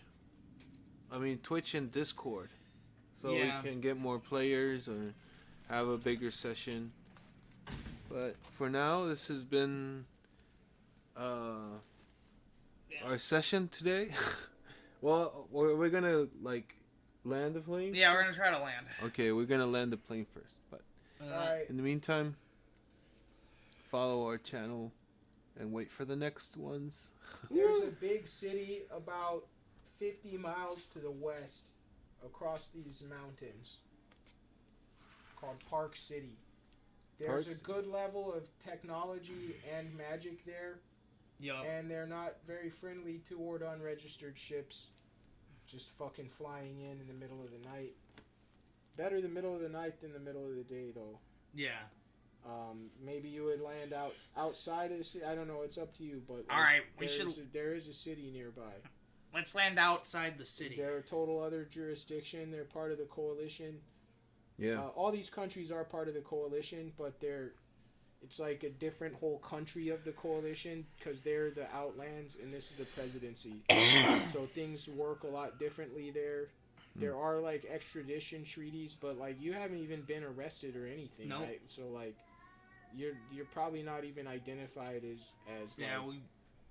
especially we given the basically- nature of all the shit that you did. So there's no like they don't want your identities known as like, you know what I'm saying? They were trying to use you to blow up their own city for some fucking reason, or kill their own vice president, Yup. supposedly. Although who knows? You guys are like listening to reports and they're like, a band of assailants was just mowed down during an unsuspecting attack on Vice President Direlands. We must defeat the encroaching evil of the cult of Tarong. They are plotting the end of all civilization. Fucking, that is the direct quote from Vice President Direlands as he survived this savage attack. Damn. Shan? All right, make one last encounter check as you're coming into coming farther into presidency airspace. All right. Yeah. 16. All right, you guys have evaded all fucking trackers, all like air defenses, everything. You're coming in low. You're coming in. What is it called? Low, fast and low, under the radar, low and under the radar, toward this like magical ruled city. Are you gonna try to land right in the small little fucking town? That's a little much, dude. It's a small little fucking town. It's No, a we very shouldn't hard land in the maneuver. town. They land in. They have an. I might be airfield good outside. driver, but this is a Yeah, little just land in the airfield. dip afterwards, or just abandon that Just stuff. abandon the space, the craft. Just Yeah, land no, it. we should definitely abandon that crap. Or report these people to the government, since they're part of some kind of plot against it, and tell them they wanted us to bomb a city. You guys threw the bomb out, huh? No, we threw out the tracker. Their tracker. We didn't throw out... Which was like how they were going to detonate the bomb. It was too. connected to the tracker though. But I disconnected it. I was able You to... disconnected. All right, Okay. you guys land. Roll a surprise check. You guys land in the airstrip of Park City. Roll a surprise check for them. 8. Yeah, I mean, I feel like... Yeah, maybe All we right. just tell them we saved them from Sensors some like terrorists. go off and shit. Hmm. Like, but you don't hear any like alarms. But people are getting woken up. But like, no one like caught you yet. You guys have time to like get out and everything. Alright, maybe we even just ditch it. It'd be best if they didn't talk to us, but if they did, we know Yeah. what to say. We'll try. Yeah, let's try to land it, sneak out, and get back into Do Park you immediately City. fucking run? Or is there anything you're trying to find on the ship? Find weapons, equipment? Yeah, stuff? dude, I totally... We should totally Or check should if you there's just any. fucking- Yeah, I run. check for, like, weapons and equipment. Or just start running instantly. No, checking for weapons and equipment. If there's a All vehicle, right, you maybe. see like lights. So you see lights turn on the base, like squad cars getting filled with guys coming for you. Oh, shit. You guys start digging through the cargo holds of the ship. Yeah. They emptied everything fucking out. Oh, there's nothing. They had emptied it because they knew they were going to destroy it. Now you have to, like, if your guys are going to try to run off the base and jump over the fence or No, something. dude, we don't run. No. You don't run? You let these cops find you? Yeah, because we're going to tell them about this whole fucked up plot and This be gonna heroes. Deal with the cops now. Well, yeah, we're going to be heroes. We'll be heroes. All right. Watch. Heroes. We'll be heroes. You like that one? All right. So you wait for the cops. Okay, we'll tell them what, Alright. what happened. Yup. 4 fucking squad cars pull up. 2 of them just have 2 guys. The first 2 just have 2 guys. They're like, put all your weapons down. They got like, Yeah, dude, we Most put our of them hands have up regular My immediately. guns. slingshot. but one of them's got like this crazy ass gun. And then the second 2 cars like have like a shitload of guys in them somehow, like 6 guys, and they all come out with rifles. And you guys have your hands up. They cuff you, they search you, they wait. A fucking van pulls up a couple minutes later. They throw you in there. They drive you to this like cobblestone downtown area and take you to this underground parking garage. You hear muffled cries from like these offices that border onto the underground area. They take you down some stairs into a darkened fucking room. They sit you guys on the other side of a table. And they're like, just wait here, and they handcuff you to a desk. Yup. Alright. After a while, roll just a luck check. See if they send you a lawyer beforehand. 10. Alright. This cop comes.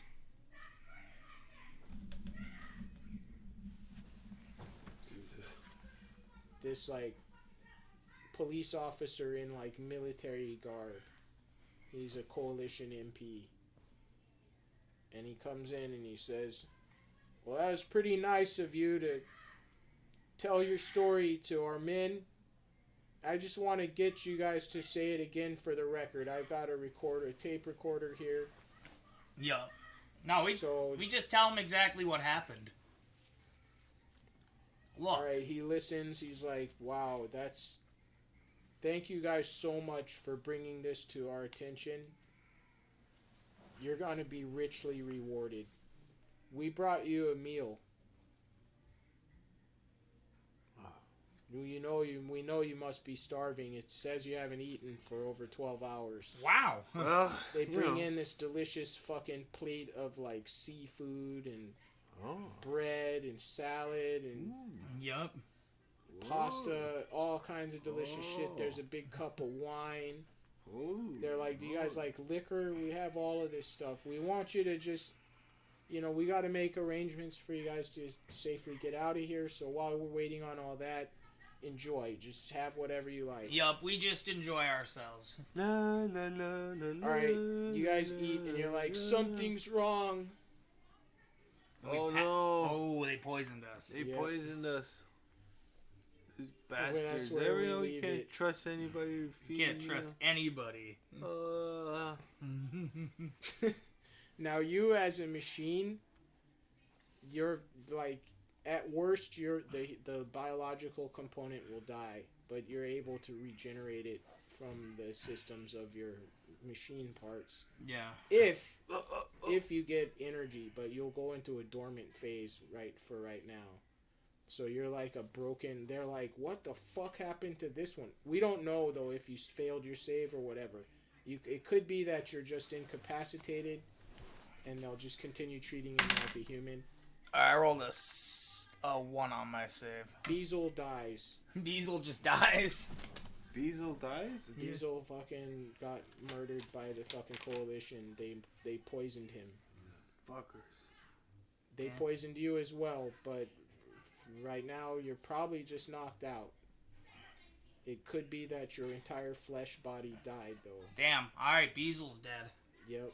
Beazle just got. It's TPK, dude. There's no mercy. I can't believe you guys didn't run around more in Human Town, but you did plenty in Human Town. Yeah. All right, Well. check for Sandro and see if he survived. Oh, yeah, you gotta check. Let's see. If he's knocked out or what's going on. What do you get? 9. All right, Sandro survives. I'll say, I probably wouldn't have said that his whole flesh body would have died on a 9, but since Beazle's dead already, I'm gonna say Sandro gets put into a dormant state. He's not dead, but he would have to be found and like rebooted and given energy to restart because his human body was killed. He's by an dormant. Extremely fucking strong poison. Jesus. Okay. Damn, dude. No? Like Alita. Like he's like a piece of Yeah. That's so fucked up. I've never like poisoned my party to death. I'm sorry about that. But it happened at the end of the camp, at the end of Yeah. like at a natural time to end it. So then I was like, yeah, this is fair game for TPK. Yeah. TPK, yep. That's We're the dead. game, yeah, that's the game today. We're dead. TPK, I'm dead. I'm dead. I'm dead. Bella Now Lugosi's Sandra's dead. could be Sandro, brought back, though. Sandro could come back in a future session. And there's even resurrection of um, the dead. Yeah, I mean, there is that. It started becoming available. Hopefully, I don't know. We'll start working on a little bit of character list and you know get the character Bible or the Bible script Bible's called. Handbook, player's handbook. Player's handbook. Sure, yeah, What and was then it? we It's can just- load we up just have a your rule book. our We own have a character- rule book. Can we load up our own characters like Sandro? Sandroid can be a character that I don't other know if players we could have a use. place to like receive people's characters. I guess we can say our personal emails on here. Yeah. Oh, okay. Our rule set, we have our own rules, but supposedly we're compatible with D&D. So if you send a D&D, if you like, say 5th ed D&D, I know enough about that to probably play it to my satisfaction. Although it might not be to player satisfaction that are real 5th ed gamers, I do have to admit that. But we can work with all editions of D&D if you want to specify a character in one of those editions. But I really recommend it's best to just read our rule book. I guess the most up-to-date version that we published online is the Wormy Year 75 On Diamond Edition. On Patreon for free. Oh yeah. Yeah, it's up Yeah. on Patreon You can for get it free. on It's up Patreon. on some other places too. I think it was on Facebook for a minute, wasn't it? Well, the Years Facebook. ago, I think I published it on the Facebook. Oh, okay. So it's on Facebook somewhere, probably Yeah, too. it's out there on our social media, so look for us. Dungeons and But Death our Patreon Machines. is the best one. The Patreon's the best because one. there's It's right tons of on stuff there. on there. And is it Dungeons and Death Machines Yeah. Patreon? We're not asking for any money just yet, but just go on. There's tons of free resources. So our game's a little different than D&D. For me, the classic edition of D&D was 3rd edition, but 3rd edition had a major conceptual flaw, which was that it's difficult to do tasks. If you want to do a task in an adventure, obviously it's a difficult thing. You're in an adventure. There's great risk and loss of life all the time. So the basic task, you should probably roll a 15 or higher to achieve it. And that's a great idea, but the problem is this number isn't just always 15. It's different for everything you try. For us, I try to simplify things and make it easier at the same time. That's not exactly the same thing if you understand. Conceptually simpler, but also not as difficult of a gaming task. So we go for 11 or better. And then everything is based on a plus or minus from there. Like, if you're doing something to a person that has levels, they either get their whole level as a minus or half their level as a minus, depending on the nature of the task. But it's basically the level of the task is added to that 11 being the number that you need to roll higher than. Yep. So it's called a roll 11 system. We just try to simplify a little bit. 45% chance of... Exactly. It's 50, it works out. It's 50-50. So everything's 50-50 because 11 or better. 11 or better. 11 through 20, that's 10 of the spaces. Yeah. And but it doesn't work out to be 50-50. You still have that challenge because there's plus or levels. Minus. Yeah. So, that's how that all works. Then by 3rd edition, they really start bringing in this thing where every character class goes through a progression where they get little bonus skills pretty much every level. We don't really mess with that too much. We're on a different philosophy of our class-based fantasy role-playing game system, more like how it operated back in Zeroth and 1st edition, especially Zeroth edition, which is also how the Cyberpunk 2013 rule set worked, which was the idea that each character pretty much has one thing that they do, but they get better and better at it as they gain levels. So it's kind of a core mechanic concept rather than a character progression concept. So one of the popular characters in our campaign are the solos from Cyberpunk, and the thing they get better and better at every level, besides fighting, which all fighting classes do, is dodging. It's really hard to pin down this type of modern weapons fighter called a solo, because they specifically practice staying alive by not getting hurt at all. Even though they have plenty of hit points, they're just legendarily hard to injure. And that's their skill called combat awareness. Other classes have other really game-changing skills, but then above and beyond that, we don't add in where every level, you get the ability to talk to mammals or shit like that. There are some classes that are on a progression like that. The monks, the druids, or anybody that loves a progression for a more straightforward character class that they want to bring in from D&D 3rd, 4th, or 5th ed, or house rules or whatever. We like to consider ourselves set up for whatever is most fun for the players at the table. And what worked for us in our school of gaming was not looking into these books and not memorizing a ton of powers for each guy. I mean, shit, we were talking about being spellcasters and not even having our spells rolled up and sitting down and gaming.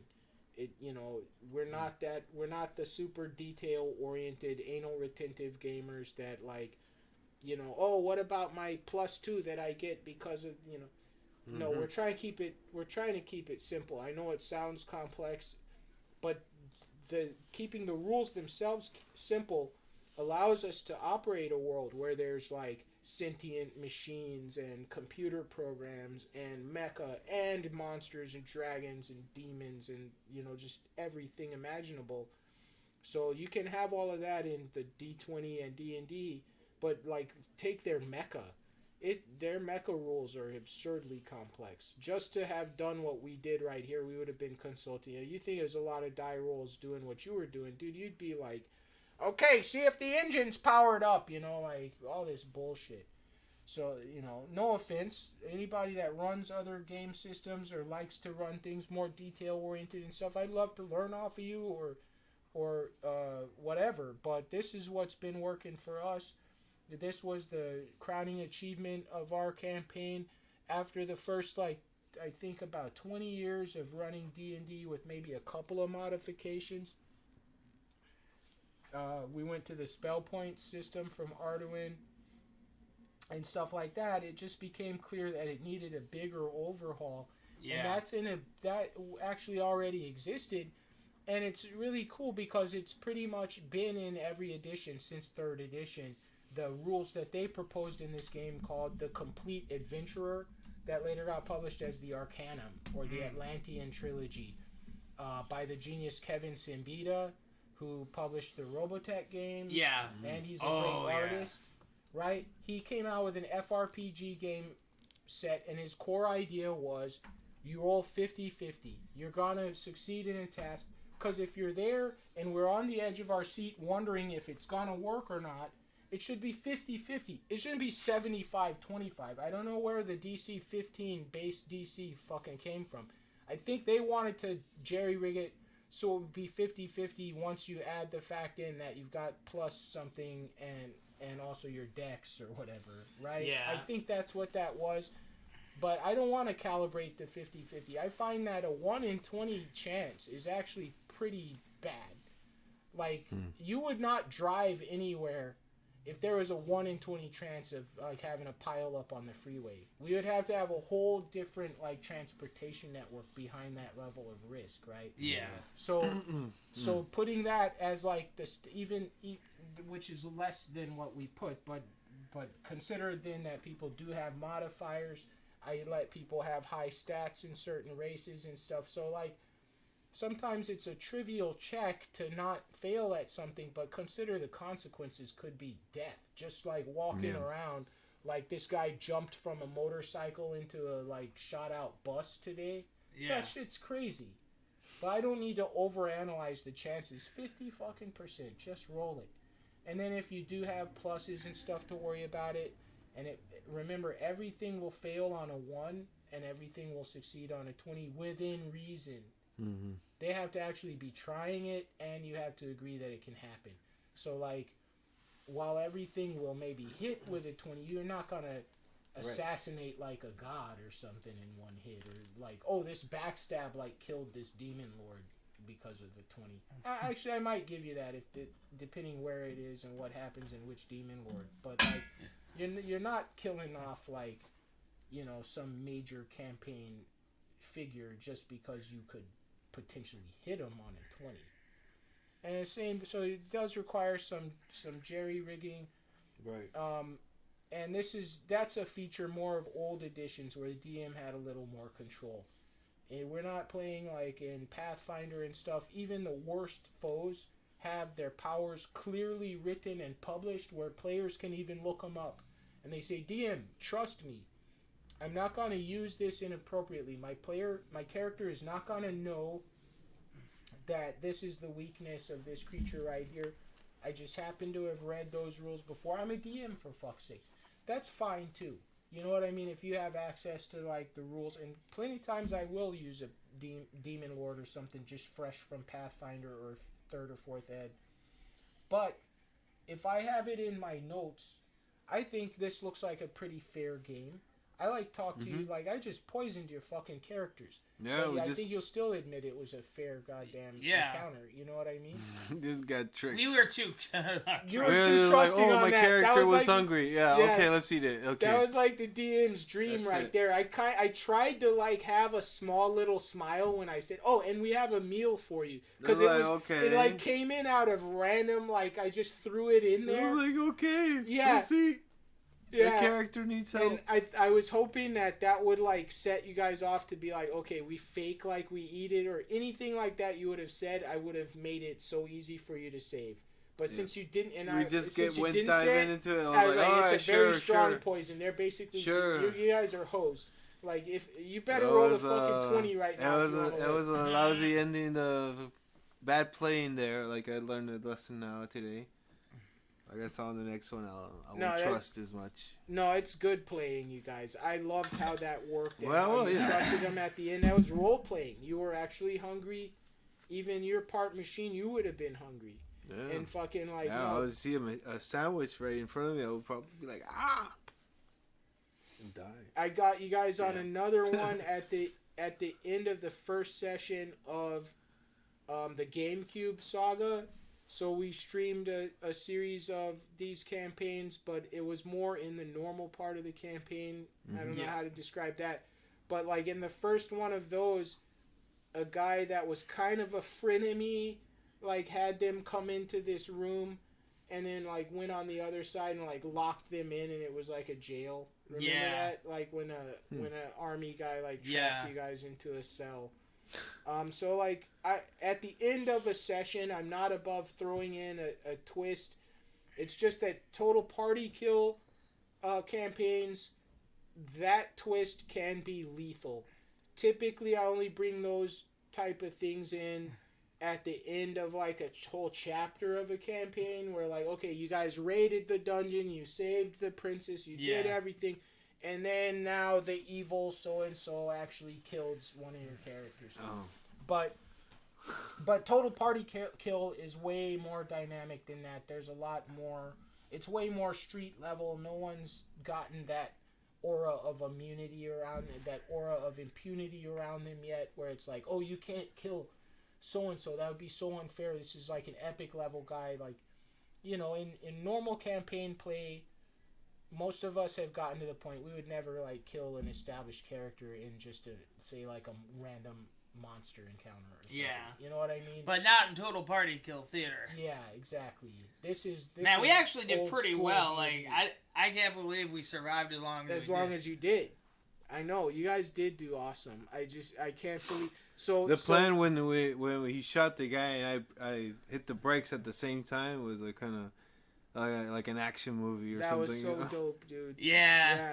Yeah, that was a dope fucking campaign. I didn't plan on spending that much time on the trip into there, but it's famously known for bandits, monsters, Yeah, that was a accidents, you know, all kinds of Human bad shit. Town, dude.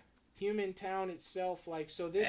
Hey, your I'm- character's still alive though. I'm planning on technically. running Sorta, Human yeah. Town again for the That's next true. one. Why not? Yeah, let's do it again. So I've got Human Town. I've got the San Diego campaign. That we've done TPKs. We've done some offline TPKs in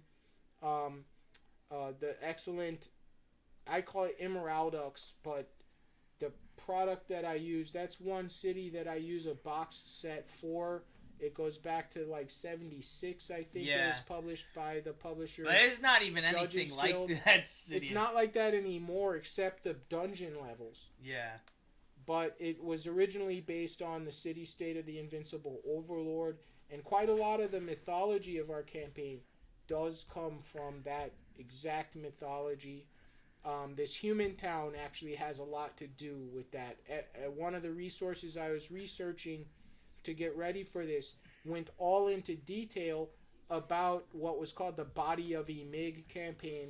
So those of you that know about City State of the Invincible Overlord, Wilderlands of High Fantasy, and all those other Judges Guild products and their mythology, there was this like fighter jet that had crashed out in the Wilderlands of High Fantasy, and it led to the belief of this mythological creature called, or this mythological like godling called Emig.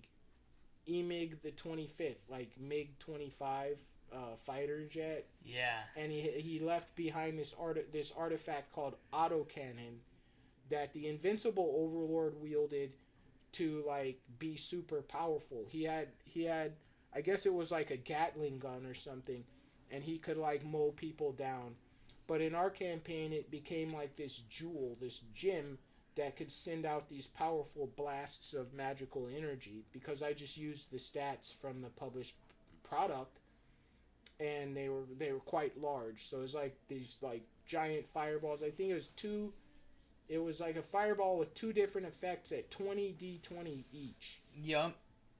And he could fire up to, originally, if it was just one foe, you could only get 2 shots off with it.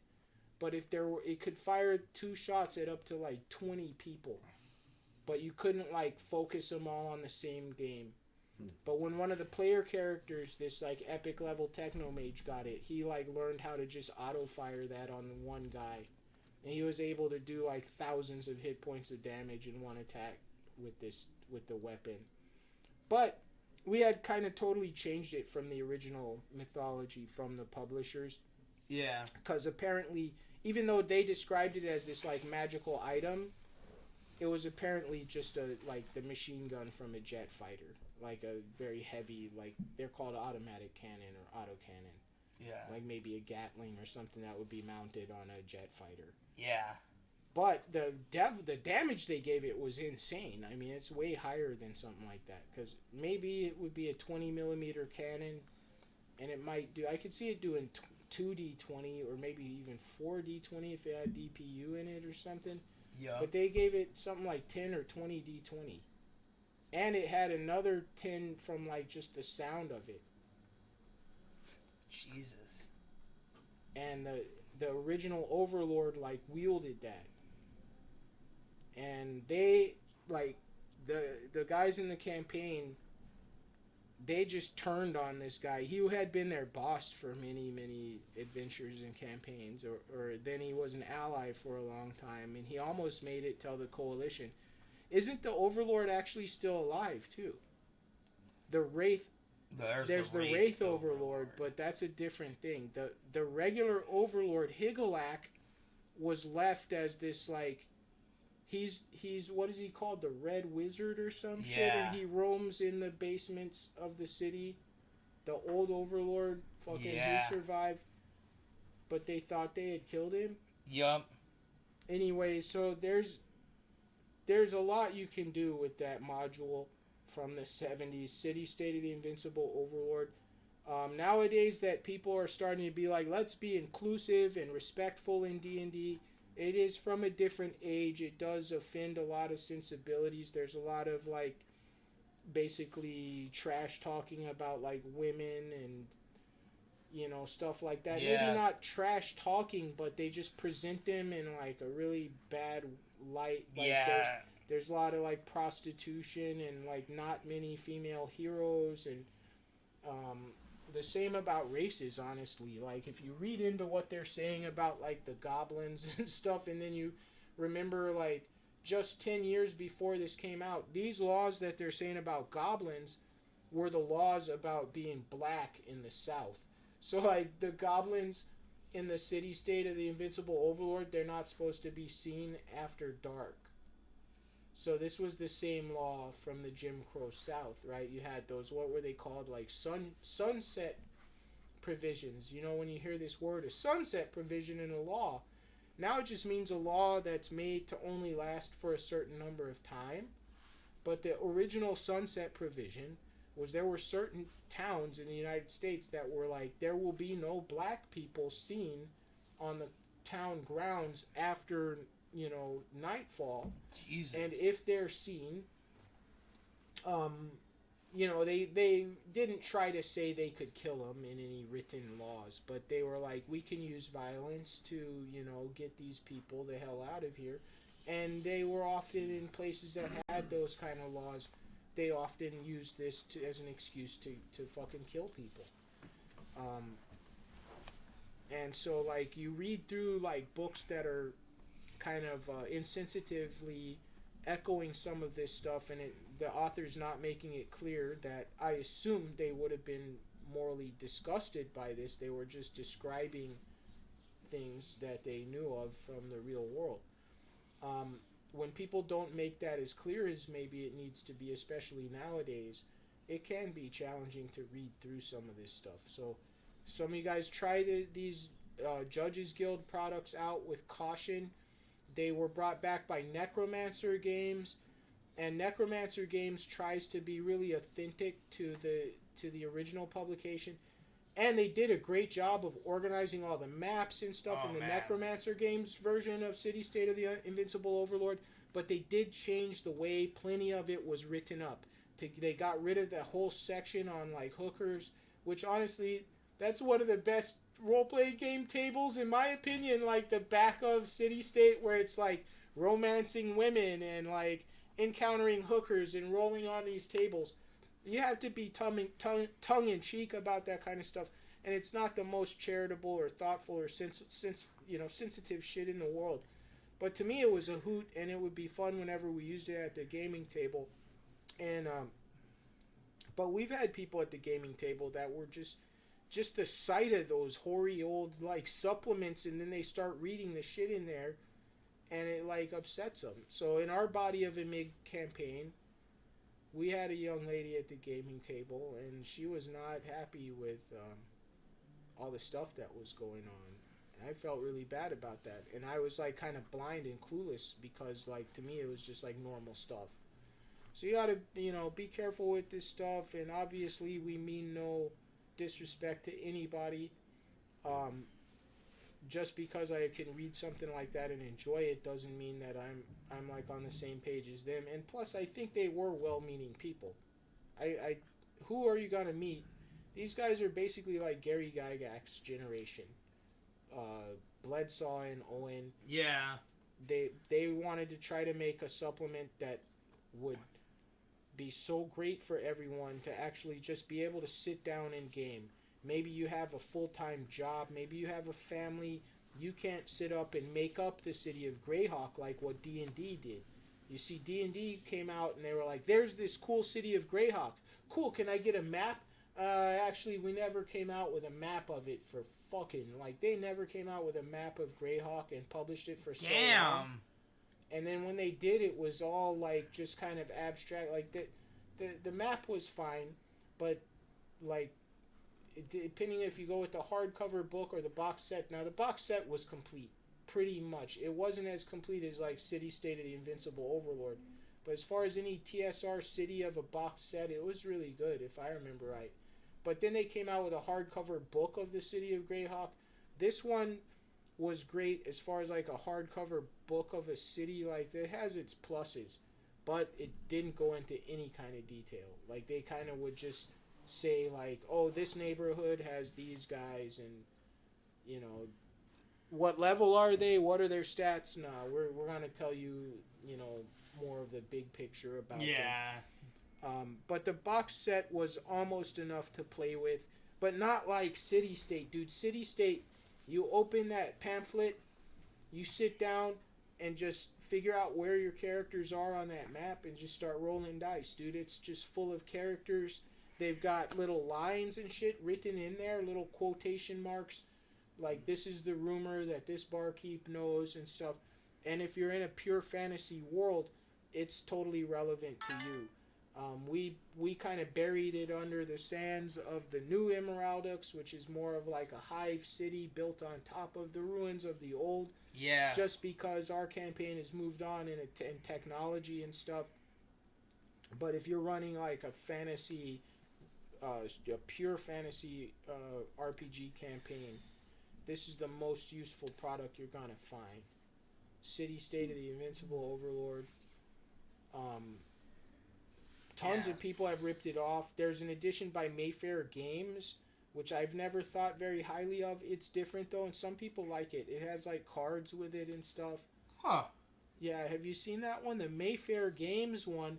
It's a whole different city. Like the Overlord has a different name. It's written in some kind of weird ass rule system.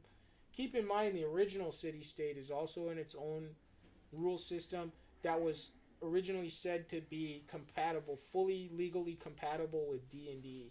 Yeah.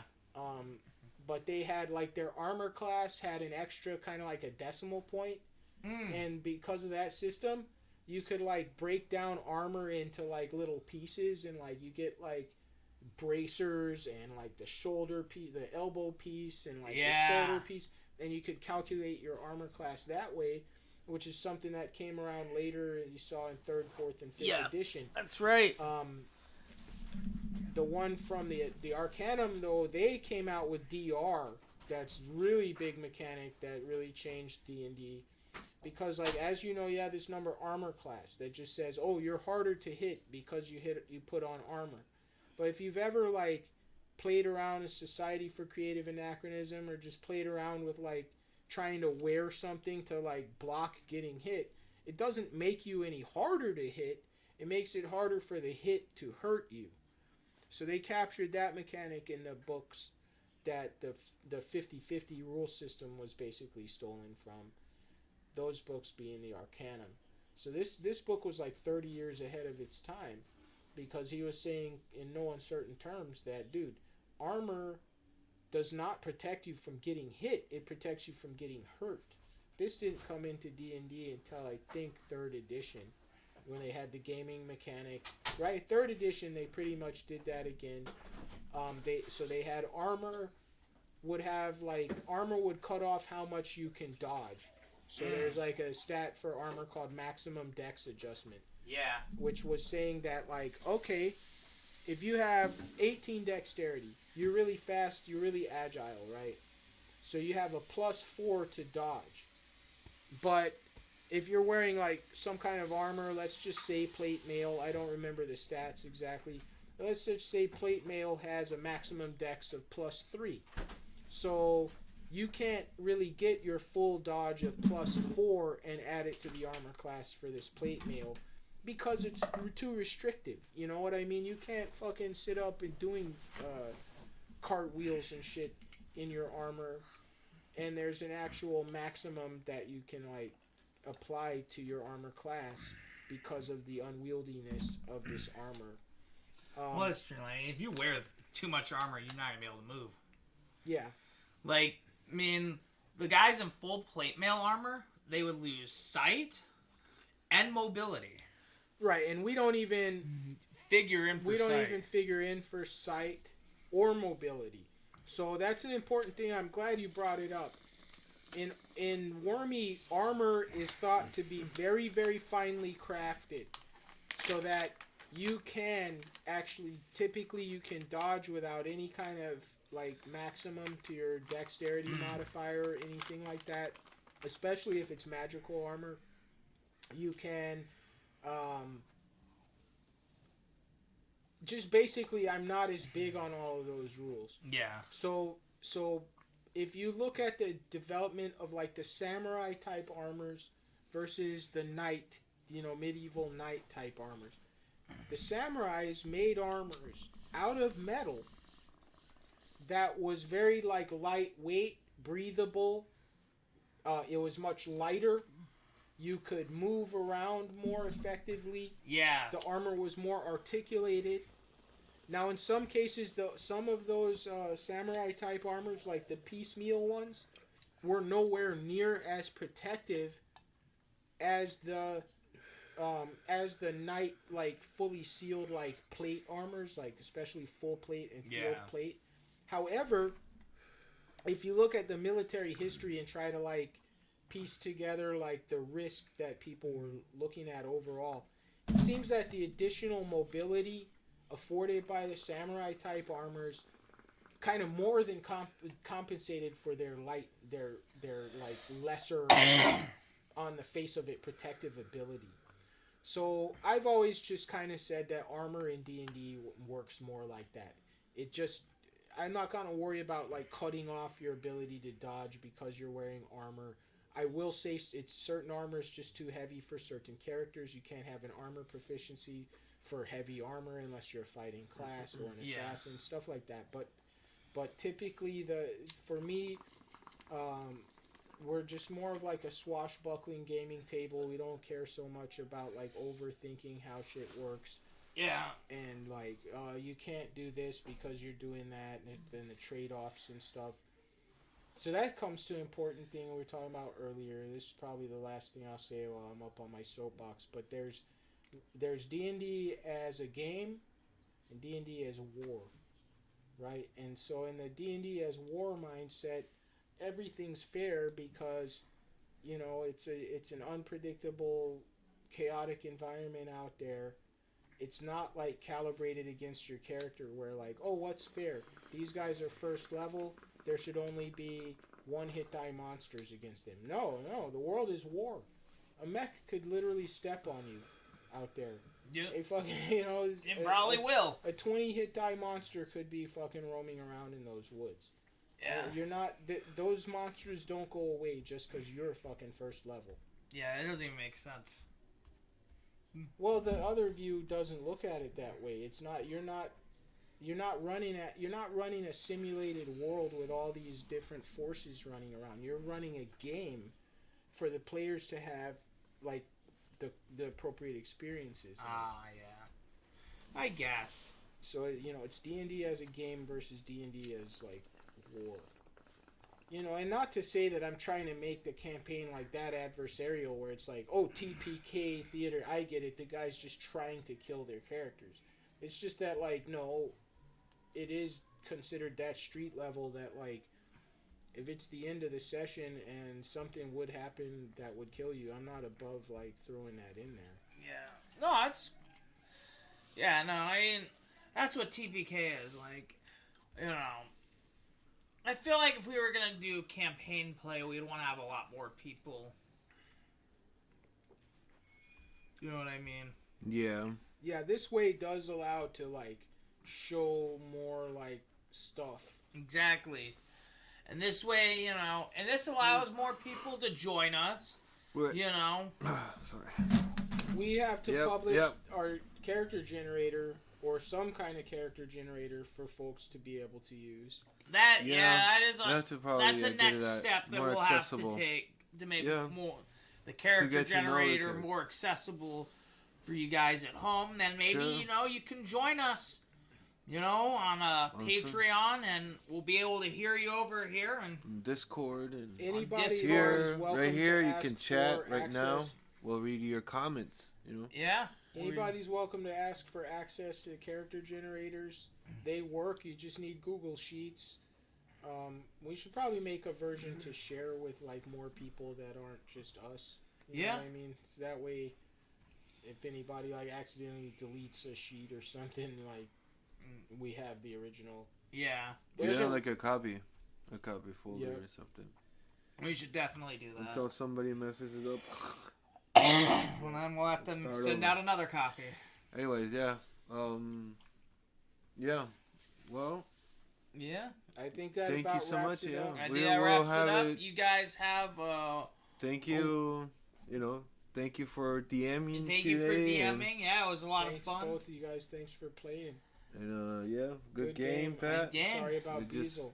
Yeah, Sorry well, about you know. Beazle. Yeah, may he rest in peace. And He survived. at some he point, maybe survived somebody 2 will. TPK games, man. Oh, yeah, That's is he- pretty amazing. Yeah, that's close to a record. That's a well. There was a character that survived 3. Who that orc guy who survived? What was it? A redneck guy? Cletus. Yeah, it was Cletus, and he survived 3. He was I a. thought it was the orc guy that survived and Cletus that had died. Oh, you're right. It was the orc guy that survived.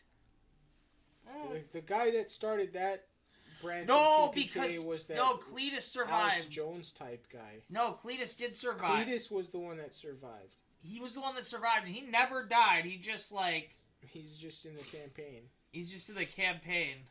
He's kind of like a cult like specialist. Like he fights cults in Emeraldux. He doesn't even. I don't even know what Cletus does. He wanted to start a moonshine business. So Well, he fought a cult, right? He like fought he a- beat a cult's ass somehow. Fucking like driving cars into their temple and shit. no, that was the orc guy. Oh, okay. He was the one that snitched on everybody, and then the coalition just put him up, and we don't know what happened to him after that. Jesus, what if he was involved in this crazy ass shit that? I don't has been know. going I down? mean, he it's crazy because he met some pretty crazy people. 'Cause he explained all the shit that happened to him and shit. And he's like, "Oh, these Yeah, orcs." he met Eli, right? He met Eli, Yeah. and he told Eli that the orcs were bad people doing bad stuff, and then got the orcs killed basically. Yeah. Oh no, the Sehu. It wasn't Sehuagin. No, the orcs drove the car into the Sayawagan temple, And then Cletus was telling him that these orcs came from the east and were bad people and kidnapped him and shit. All right, well, I don't know. I don't know, Well, whatever, we just can talk about it this stuff. happens in another campaign. Yeah, and sorry. I guess that's another history. That's another story for. Oh, that character's still alive? Jesus. Yeah, Cletus lives. I'll tell Cletus, you right now. Cletus lives. He's just... Yeah, there's two. That's the people that only survived one who's the ever TPK. survived, dude. No, the Cletus lives. oh man. that cop, the people that pissed off that San Diego PD. Oh my detective, god, those guys are still... They made it, That's right. and there's a blue frog-like guy that survived too. Oh, Tony Slantana.